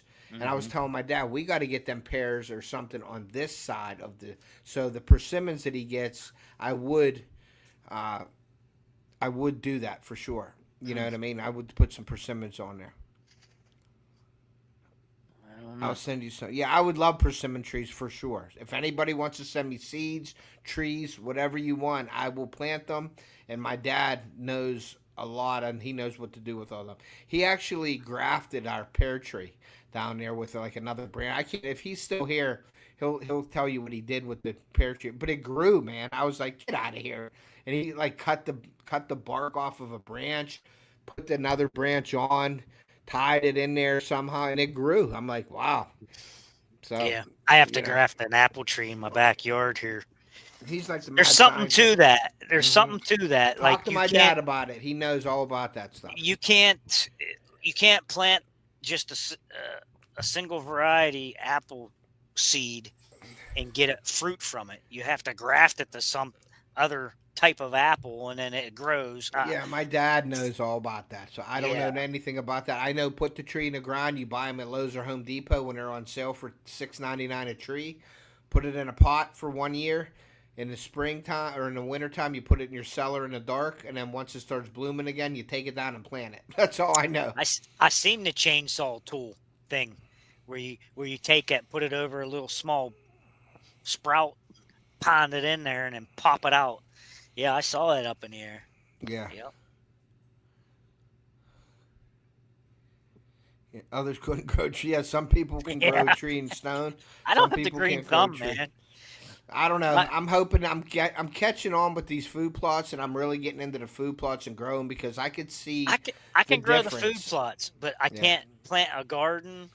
You know, I can't farm like my father-in-law was a farmer, and my wife is the farmer's daughter. He grafted She- the big pear onto the little pear tree. Yeah. She's got the green thumb, man. She grows the garden. I don't. I tell her Yeah. I'll prepare the dirt and get it ready. We have for some you. acorns, Chris, but I'm telling you, soft mass is king, dude.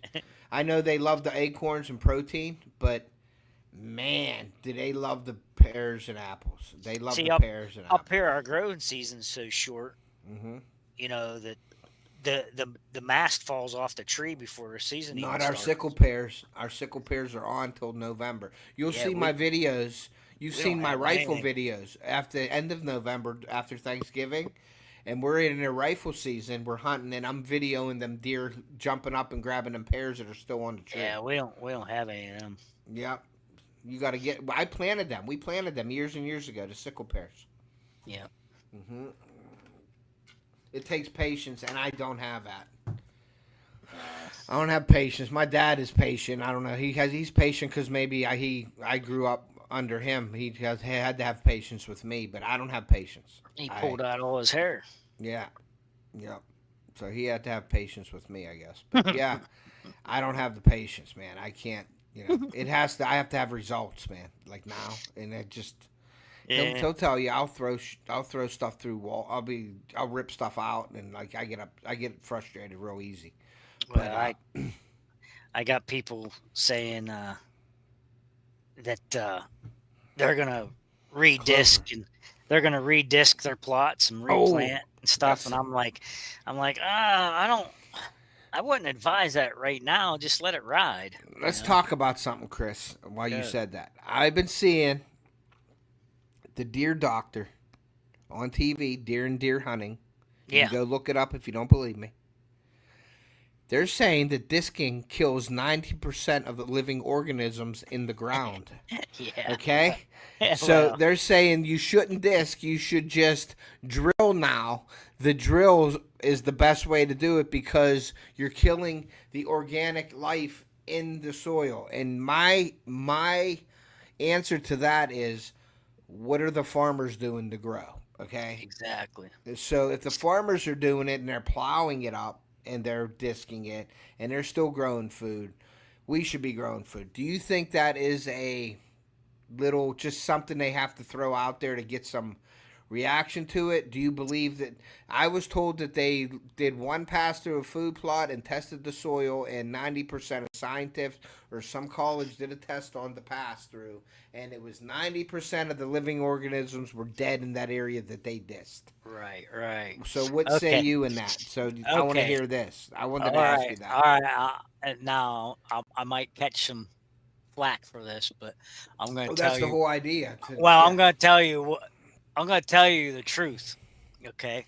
First of all, those people are paid by sponsors to say this stuff because they're feeding them products to use and to be influencers to people like us that want to be like them, you Hmm. know. And then, secondly, let's go back to biblical times and what they did. You know, Hmm.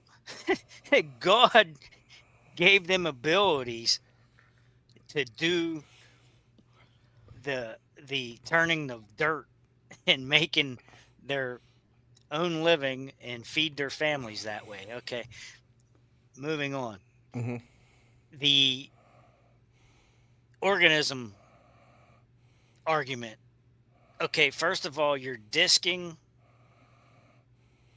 in rows Hmm. with discs that are, I don't know how far apart, eight, I'm ten gonna I'm gonna inches. say 10 inches just to Okay, say let's that. let's just say 10 inches. The Yep. discs are 10 inches apart, and you're And there's dragging that and back there's and a forth. blade on there that's on an angle. Okay. Yeah. Uh huh. Okay. So you're dragging that through the dirt, and basically all you're doing is slicing and slicing the dirt. So Okay. if you would run over an earthworm, okay, you might cut an earthworm in half. Hmm. Now, my argument to that is, okay, you might kill some earthworms or organisms, but really, how deep are you getting? Yeah. Okay, so for them to prove their point and tell us we're all full of crap, all those organisms would have to be in the first 2 inches to die, Yes. right? Now, I know there's organisms deeper than 2 inches. There ain't no worms in an inch when it's dry out. I know that. No, I Yeah. mean when you're out there and you're disking a field, you're not disking through green fields anyhow because the disc would just bounce. Yeah. So first of all, You only got to they're go a quarter inch to an inch. so they're spraying the fields to kill them Hmm. before they disc or before they use their Well, planters. their theory is though is drilling into existing growth already. Okay, drilling into existing growth. You can get away with that to a point, but at I what point at what point is the growth too high that they can't get sundown for photosynthesis? I know. I know. Okay, so there's pros and cons to everything, and there's a reason why they use it in certain instances that would be good. I'm Hmm. not totally against drilling. I'm not, but I'm way more for turning dirt. Hmm. Okay, so I just uh, I just think people You think whoever got the they're drill? they're The influenced to try to influence us Yeah. to make that money. Yeah, I'm gonna keep discing because this year the glide and the disc worked great. Yes. We just needed water to jumpstart that, and we didn't get it this year. So my off the hook blend is sort of on. It's against the odds right now. So I'm hoping next year. Well, I'm hoping this year it grows, and I can say, hey, this survived through drought conditions. That's another good thing. But that seed that I got, I really want to. I'm hoping that it's growing good, and I hope this rain pops it again so I can show you guys. It's a great mix, though. That mix is awesome. So we'll see. But next year, I'm gonna spray the Gly again, and maybe some two. But I didn't need 2,4-D this year. I didn't have anything in my plots, Chris, after we sprayed the Gly. So I'm Yeah. gonna stick with that because I don't have any of that growth that I need that Well, 2,4-D. let's face it. Going back to that idea, how far do you really need to go? You You you don't. only need to go an inch deep. Maybe You know, that. I mean, if you got very limited implements, Yep. you can weed whack, mow, whatever. Get it as low as you can. You can use spray on it if you'd like. Mm-hmm. Spray it, let it go Die. brown. Mm-hmm. Yeah, and then you can use homemade drags. You could use discs. You could That's use a what the. drill. You could That's use what whatever people you in the. want. That's what people in the chat are saying. Up in the air uses a stick. He uses a drag. And Yeah, I I believe mean, all that dead stuff that you disc in is organic. That's going back into the first 2 inches anyway. So you yeah. got some organic matter going back into it, like hunting and stuff said. I agree with that 100%. Not only that, but that dead thatch will hold the moisture for you and keep moisture in the ground. Yeah. And that'll feed the organisms that you didn't kill with your discs. Yeah. So Yeah. I mean, just think of it that way. You're gonna Yep. That's feed the those hype for organisms. sure. You know, so yeah. I mean, you don't need to go deep unless you got compaction Hmm. or something like that. And you Here's a know good one from Deer Corner right here. what's he As saying? a as a farmer, you don't cut down too deep to pull up acidic soil to keep the lime cost down. Correct. And not only that, but the deeper you go, if he's a farmer, he knows that there's a weed seed bank in the dirt naturally, already in the ground. Uh, and You cut too the deep, you're more gonna pull the them up. more you drag up, the more weed problem competition you're gonna have. Hmm. So if you're only going an inch deep, you should only have to deal with some of the weeds, and then every year you spray or eliminate weeds through suppression or spraying. If you're only going scratching the surface, because the seeds are small enough. I mean, you don't even corn don't even have to be but less than an inch and a Hmm. half or less, and that's as deep of a seed that I know of. Really, everything Yeah. else is less than that. Well, Most here's the everything's thing. in the top quarter inch. You Here's the know, thing too, and that's why they rate the seeds quarter inch, half inch, 1 inch, whatever. When the seed grows, okay, it has enough energy to get out of the ground. Okay, so a little seed has less energy than a bigger seed. Okay, so some of the hmm bigger seeds you can plant a little deeper, like a turnip seed or something like that. You can plant a little deeper. It has enough energy to grow and come out of the ground. If you plant I'm going to say a kale, brassica, I'll say a dwarf six rate. We clover even. I don't know. Clover may even be small as well. If you plant that too deep, it's got enough energy to come up. So it's gonna come up. If you plant it an inch deep and it only has enough energy to come up a half an inch, it's gonna die in the ground. It's not gonna make it to the surface and die. yeah, You know what I mean? So you got to make sure you're planting it correctly. Like when it says on the bag, plant a quarter inch, you're just scratching. I mean, you're hardly cutting the dirt. You're just, because you don't want, like you said, you don't want to break that crust and you don't want to bring the new seeds up. You don't right. want to lose minerals when you rototill so deep that the minerals and everything go under the roots where the roots can't get to them. You want everything available to the seed and roots right there at the beginning. And if you give a seed too deep, it ain't going to have enough energy to come up through the ground. It's going to die underneath the ground. Look, a lot of my page is transparency, and my one of my niches is food plots. So in my earlier years, I did a lot of things on film that I don't do now. Hmm. And some of it was trial and error back then. And I learned through error that I wasn't to do that anymore. And one of the things that I did was I was trying to plant clover plots, and I used, like, I didn't have anything back then but a four-wheeler, and I would put a pallet behind me and drag a pallet around as a drag. I would drag the seed in after I spread it. Hmm. Not a good idea.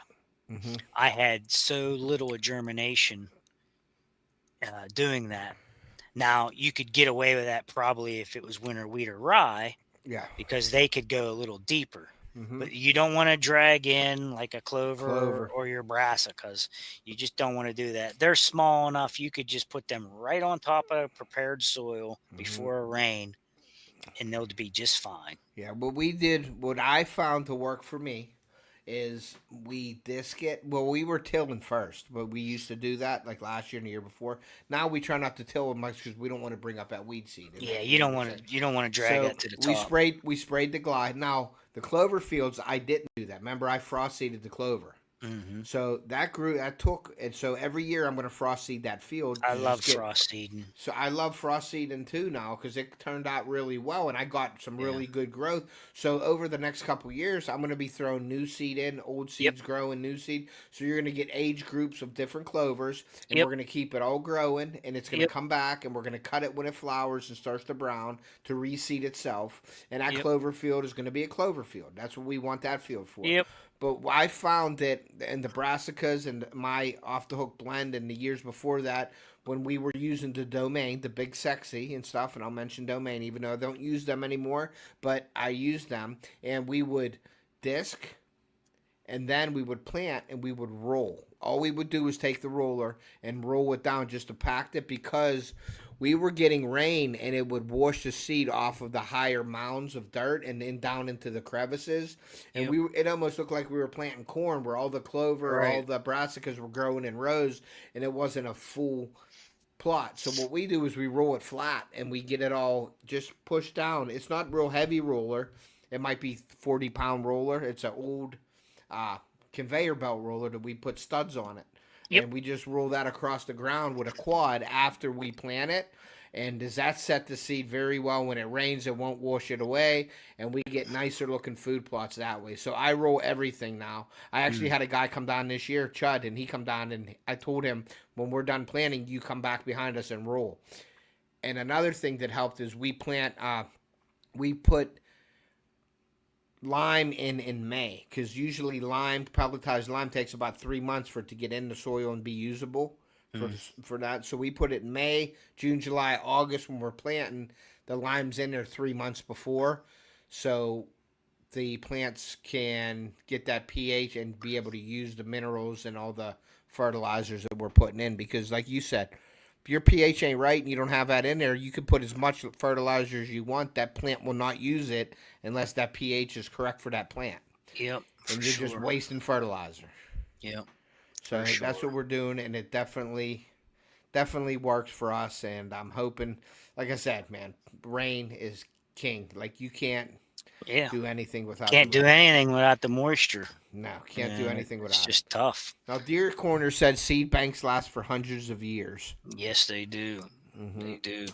So, but yeah, I was going to mention this about overworking the dirt too. Some, you talk about prepared bed seed or seed bed. But I even used to be victim of this, guilty of overworking the dirt. Now, if you overwork that dirt and pulverize it, and you can actually put your footprint in it, it's too loose.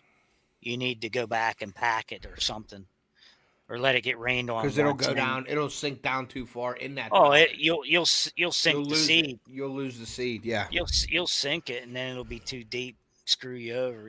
Or you'll get a hard rain and it'll wash, or it'll just crust it over. And it'll have a hard time germing. So, yeah, the best thing is don't overwork it, and don't go too deep because you'll dig up more weed. But yeah, clover. I won't even plant clover anymore with a prepared seed bed, Chris. I'm just gonna frost seed it and let Mother Nature put it. You may lose some seed frost seeding, but man, does that you don't have to do as much work, and all you do is walk and broadcast, and then let it go. Let Mother Nature take over, and whatever's there is there. And then as long as you cut it like your yard, like we're cutting the clover like we cut our yard down there, we let it flower. We cut it so it reseeds itself when it flowers, and try to get that seed back in there. Now next year I'll go down and buy another acres full clover, and I'll go walk that main food plot. and I have that electric spreader, and I'm just gonna walk it and frost seed it and let it go, and what comes up comes up. Now it's gonna take a little bit. It ain't gonna all happen in 1 year. It's gonna take 3 to 5 years to get it going. But then I'm gonna have different age groups of clovers with different clovers in there. I'm not Yeah. gonna use the same clover every year either. I'm gonna use a mix and blends of Lindino, white clover, red clover, crimson, all that kind of different clovers in there. So we have different kinds and different age groups of clover in that for sure. So I'm really excited about doing that because that was, I don't want to say easy because we were hoping and you take a chance with losing seed, but it was easy to do that way. Then I'm not preparing the bed anymore in there. That's done. Yeah. Well, you get these seed companies that'll tell you, oh, it'll say on the bag, this seed will this bag of seed will last you 3 years or something, before you have to replant. Mm-hmm. Well, if you frost seed every spring, Mm-hmm. you don't have to worry about when it. You don't have to age of your plot. No, you don't have to worry about the age of it. You just keep frost seeding every year and adding to the bare spots, and you keep it filled in. You keep it lush. You keep. Here you go, Chris. There's my dad asking you. I've seen it before. Keep it lush and everything. It'll take care of itself, and the older established clover will keep feeding the nitrogen to it to help it grow. All you have to do is watch your pH. Now, the white clovers will grow in pH as low as 5.0. But they'll do okay. But you want to keep it up and keep it. Why throw your money away? Keep it up, keep it valuable. I will do it every year. Frost seed in April, May, depending on the frost. Remember we talked this year when to do it. And every time I frost seed, I'm throwing lime in. Yeah. Frost seed and lime. And then it'll take 3 months to get in. It's not a bad idea, really. That's what I'm doing. I'm mixing the seed with the lime, and then I'm doing it. You know what I mean? Now, you can see the lime coming out more than you can see the little clover. Yeah. So it sort of gives you, when you're walking it, we're not using machines to do it because we messed up when we had the machine. It was throwing too much seed out. We were done halfway through. I prefer walking it, and you get your steps in, you get some exercise, and you can see where you're going with it. Now, my dad asked that question, can you seed in snow? I see that. I wouldn't recommend it just in case you would get a big melt off or something, and then the seed just washes away.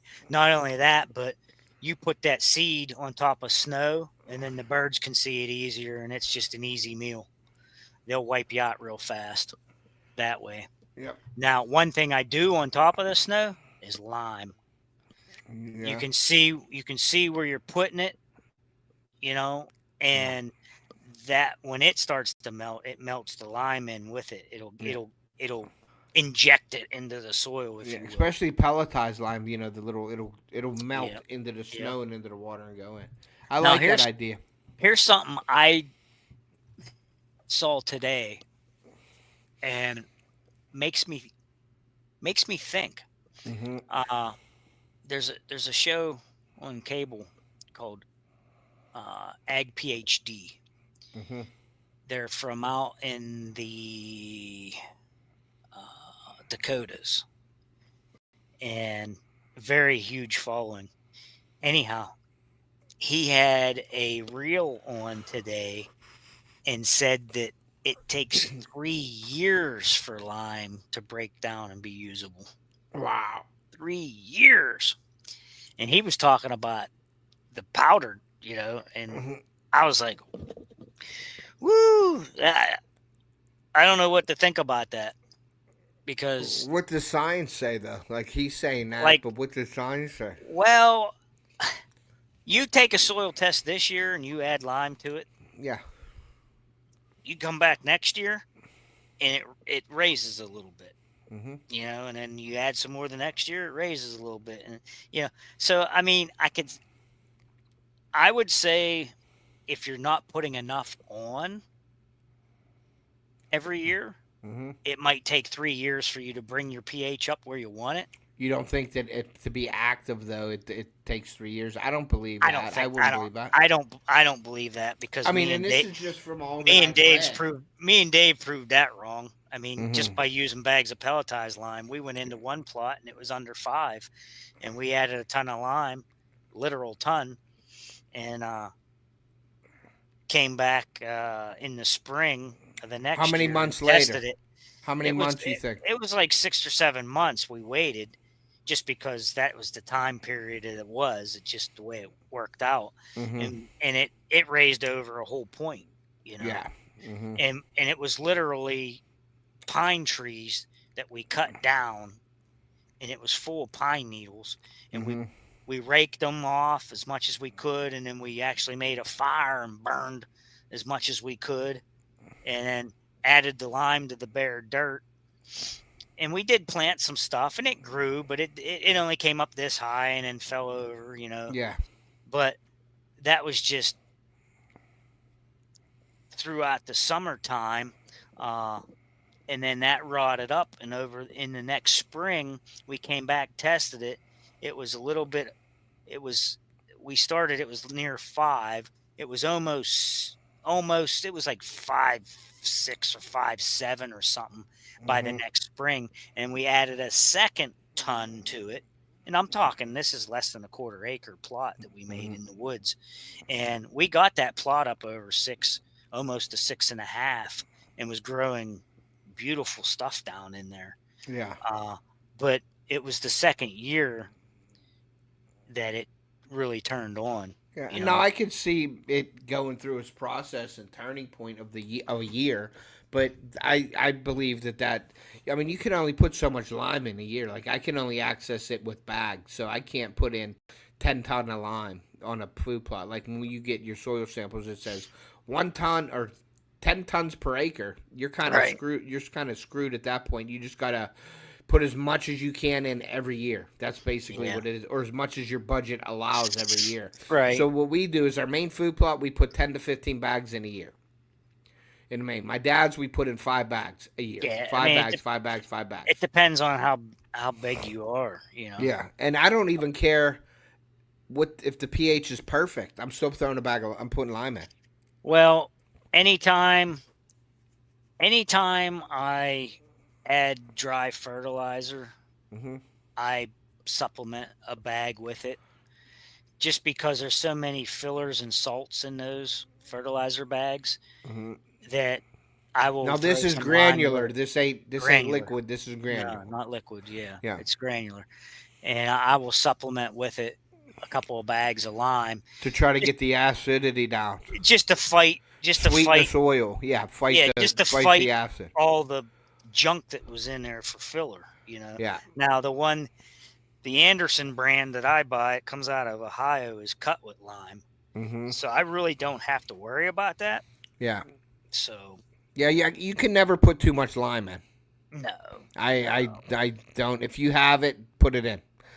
5 bags from my dad's stand, I like mean, in that stand, it's his food spot. possible to have higher than 7.0, Yeah. but most food plotters aren't wasting their money to get over 7.0. But Hmm.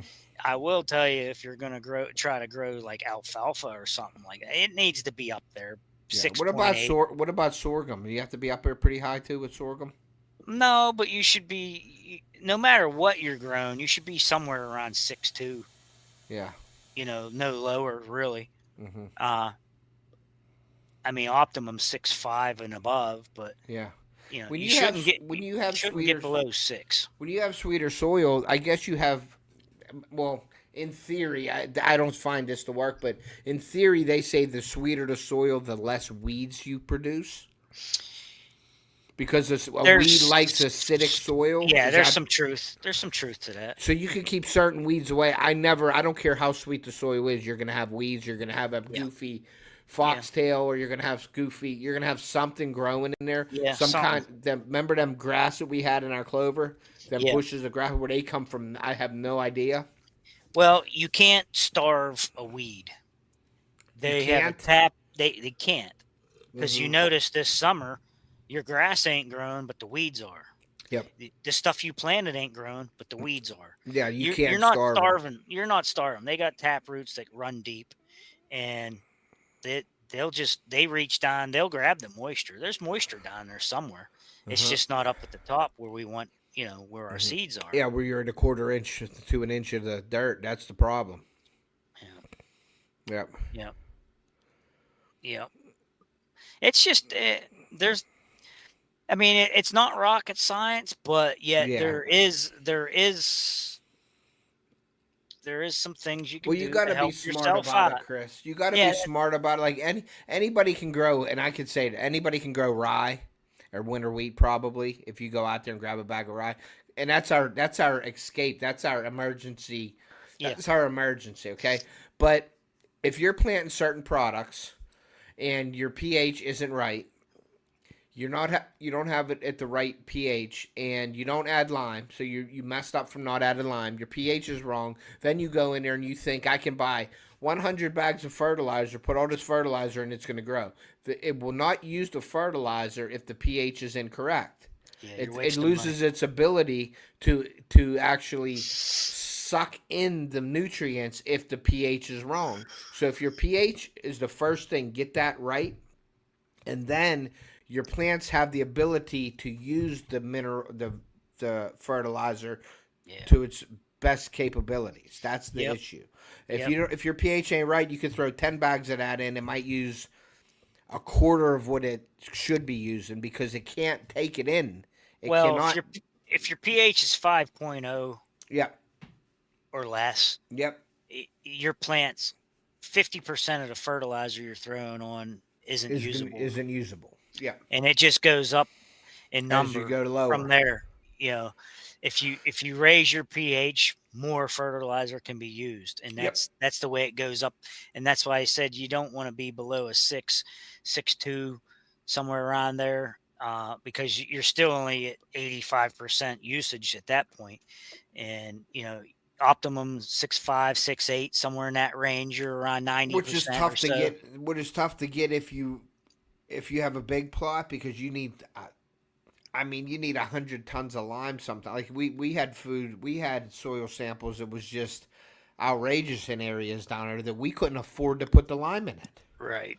Right. So I we mean, did smaller acres. We saw our lime, what we here needed, and then it was just constantly hammering it every single year with lime, and here's we what I got it grown. suggest.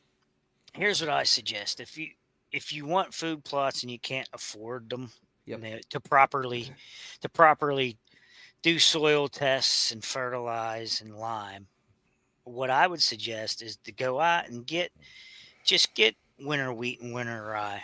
I agree with Scratch that 100%. scratch up the dirt, put the winter wheat and rye on.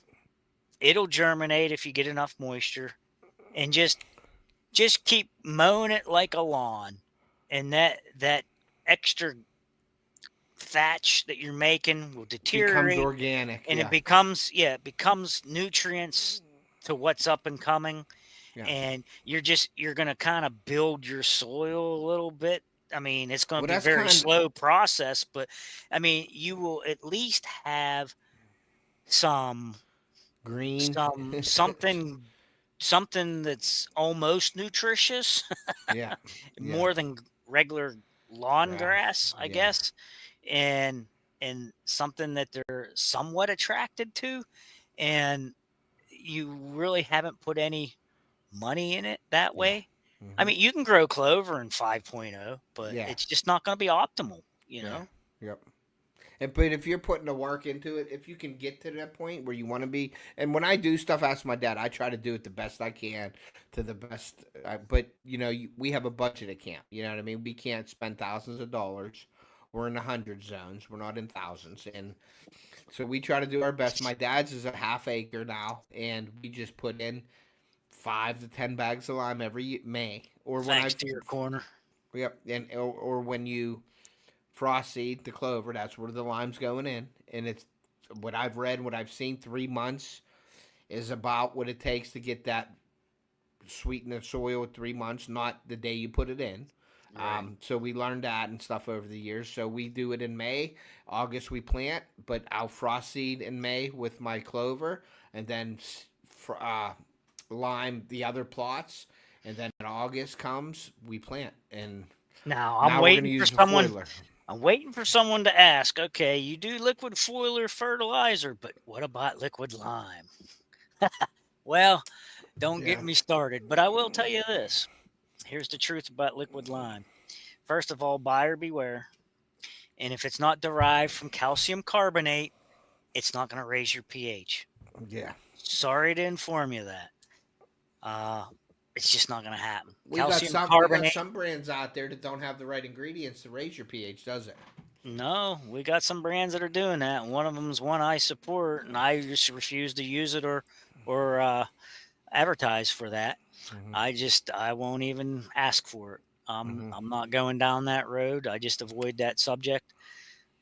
It's not calcium carbonate, and that is what raises pH. That's why on a bag of lime, it talks about calcium carbonate equivalent Yeah. because Doesn't it have percentages in it? that's the only thing that raises pH. Mm-hmm. And yes, certain bags, if you look at your bags of lime, if you flip it over and look at the bag, the label in the bag, it'll have a percentage of what the calcium carbonate equivalent is. Mm-hmm. You want to buy the bags, they're the closest to 100% as possible. That way you need less bags to raise it as opposed to 10 bags at 50% when you can use 5 bags at 100%. Yeah. Put it in easy terms, I guess. Well, the easiest way you can explain it is, and these are gross numbers. We're just Yeah. using it for examples. Yeah. Yeah. If it calls for 100 pounds of lime, you need two 200. 50-pound bags. Mm-hmm. Okay. 2 50-pound bags to make 100 pounds of Uh-huh. lime. Okay. 50 plus 50 is 100. Mm-hmm. Okay. And that's if the bag says it's 100% CCE on the Mm-hmm. bag. Now, if it said on the back that 50-pound bag was only 50% CCE, Mm-hmm. calcium carbonate equivalent, Yep. now you would need 4 of those 50-pound bags to make 100 pounds. What? I didn't think Yeah. of that. No, I'm just kidding. But yeah, You know that's what I'm what you need saying? to do to raise the pH, Yeah. or you're wasting time. So, yeah, I mean, you not only that, but like fertilizer, some people don't know you need the bags of fertilizer are based on 50 pounds. Mm-hmm. Or I'm sorry, the numbers on the bag are based on 100 pounds. Yeah. So whatever the bag says, let's say the bag says 10, 10, 10. Well, you need 2 bags to get 10 pounds of nitrogen, 10 pounds of phosphorus, 10 pounds of NP and K. 10, 10, 10. Because if you buy 1 bag, you're only getting 5, 5, 5. So you kind of got to use a little bit of math to figure that out too when you get your soil test back. Yep. You know. Yeah, you just don't say, okay, 1 bag of lime will do it. Now it's a percentage of the lime. It's what's going to work. So then if it's like 80%, you have to just buy buyer 2.5. beware on that. Flip the bag over. No, that makes great sense. Make sure you're buying a bag of lime that is the closest to 100% CCE. Mm-hmm. You know, because you're putting in fillers. So you're like, if you want a full cup of water, you're gonna fill it to the top. If you don't, like, and I'm just saying with the ingredients in there, a full cup of water added to a measuring cup, 1 cup of water. Here's the other thing: as 80% mineral, so you're at a 3/4 cup of water instead of 1 cup. Same thing. Here's the other thing, and I've had people tell me this before, and I disagree with it. They'll say, "Oh, well, ag lime," they'll say that Pell lime's more powerful than ag lime, so you need less Pell lime. If they tell you need 2,000 pounds per acre of ag lime, you to need bring 1,000 pH up, pounds of pellet. yeah, they'll tell you need 800 pounds or 1,000 pounds of pelletized.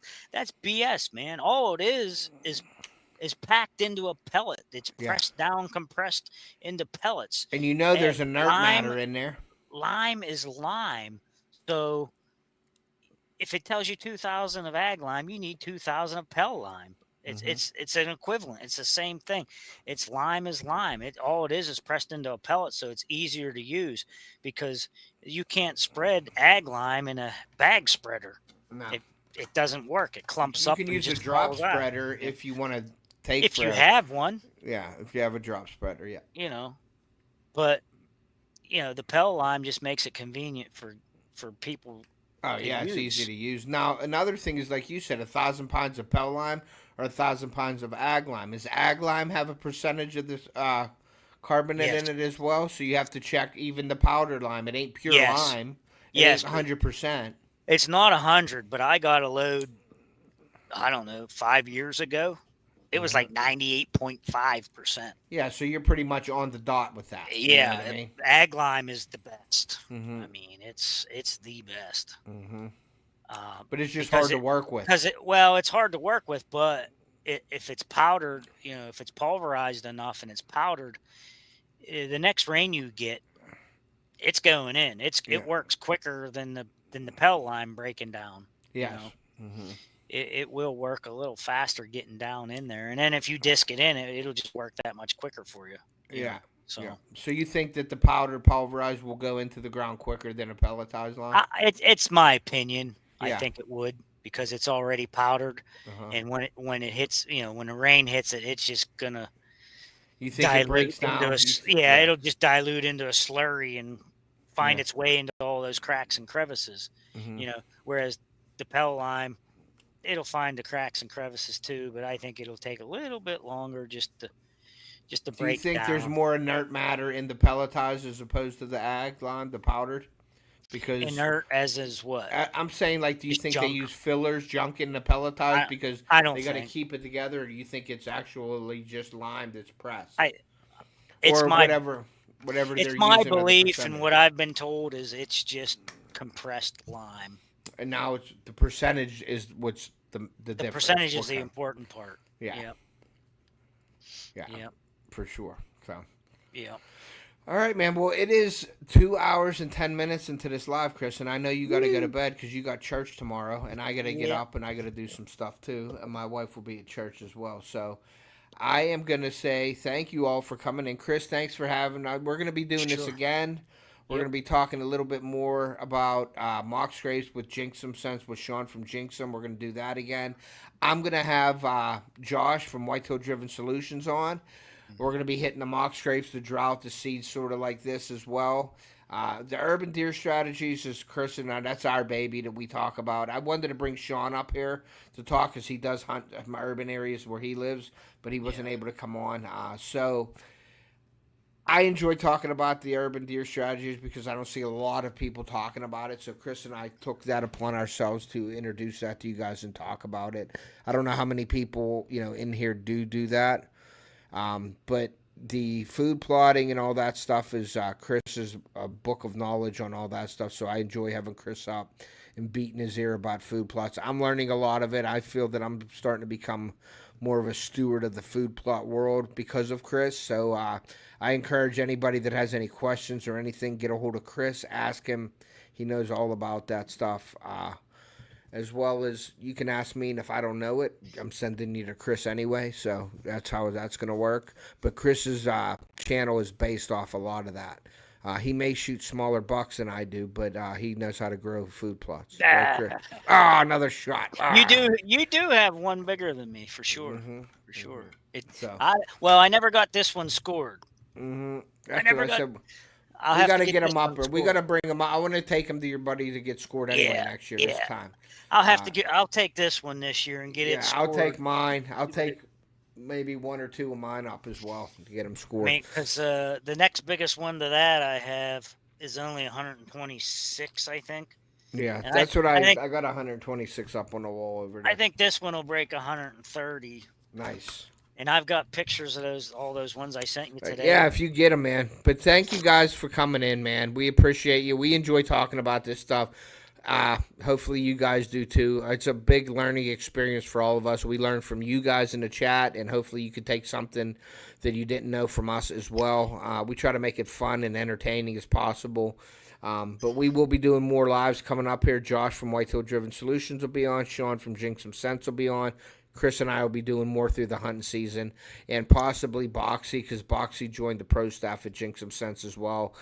He's not on as much as he is, but me and Boxy go way back. When I first started my channel, Boxy was the one who would let me up doing these lives and get on and get noticed a little bit. So Boxy has a special place in my heart and YouTube here. We're longtime friends.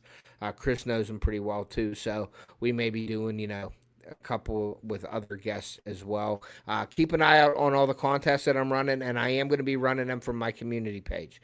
So I urge you guys to go over, and I am starting to share my community page out more. I didn't realize you can share just your community page as well as your channel. So if anybody don't know that, you can go over, share your community page, put it out there, and that will direct people directly to your community page. So I'm going to be running contests throughout the year through my community page as well. And I'm also going to be doing a very big giveaway soon, a thank you, which is going to be a subscribers only giveaway. I have a bunch of trail cameras. I have some clothes. I have some hats, shirts, and things like that.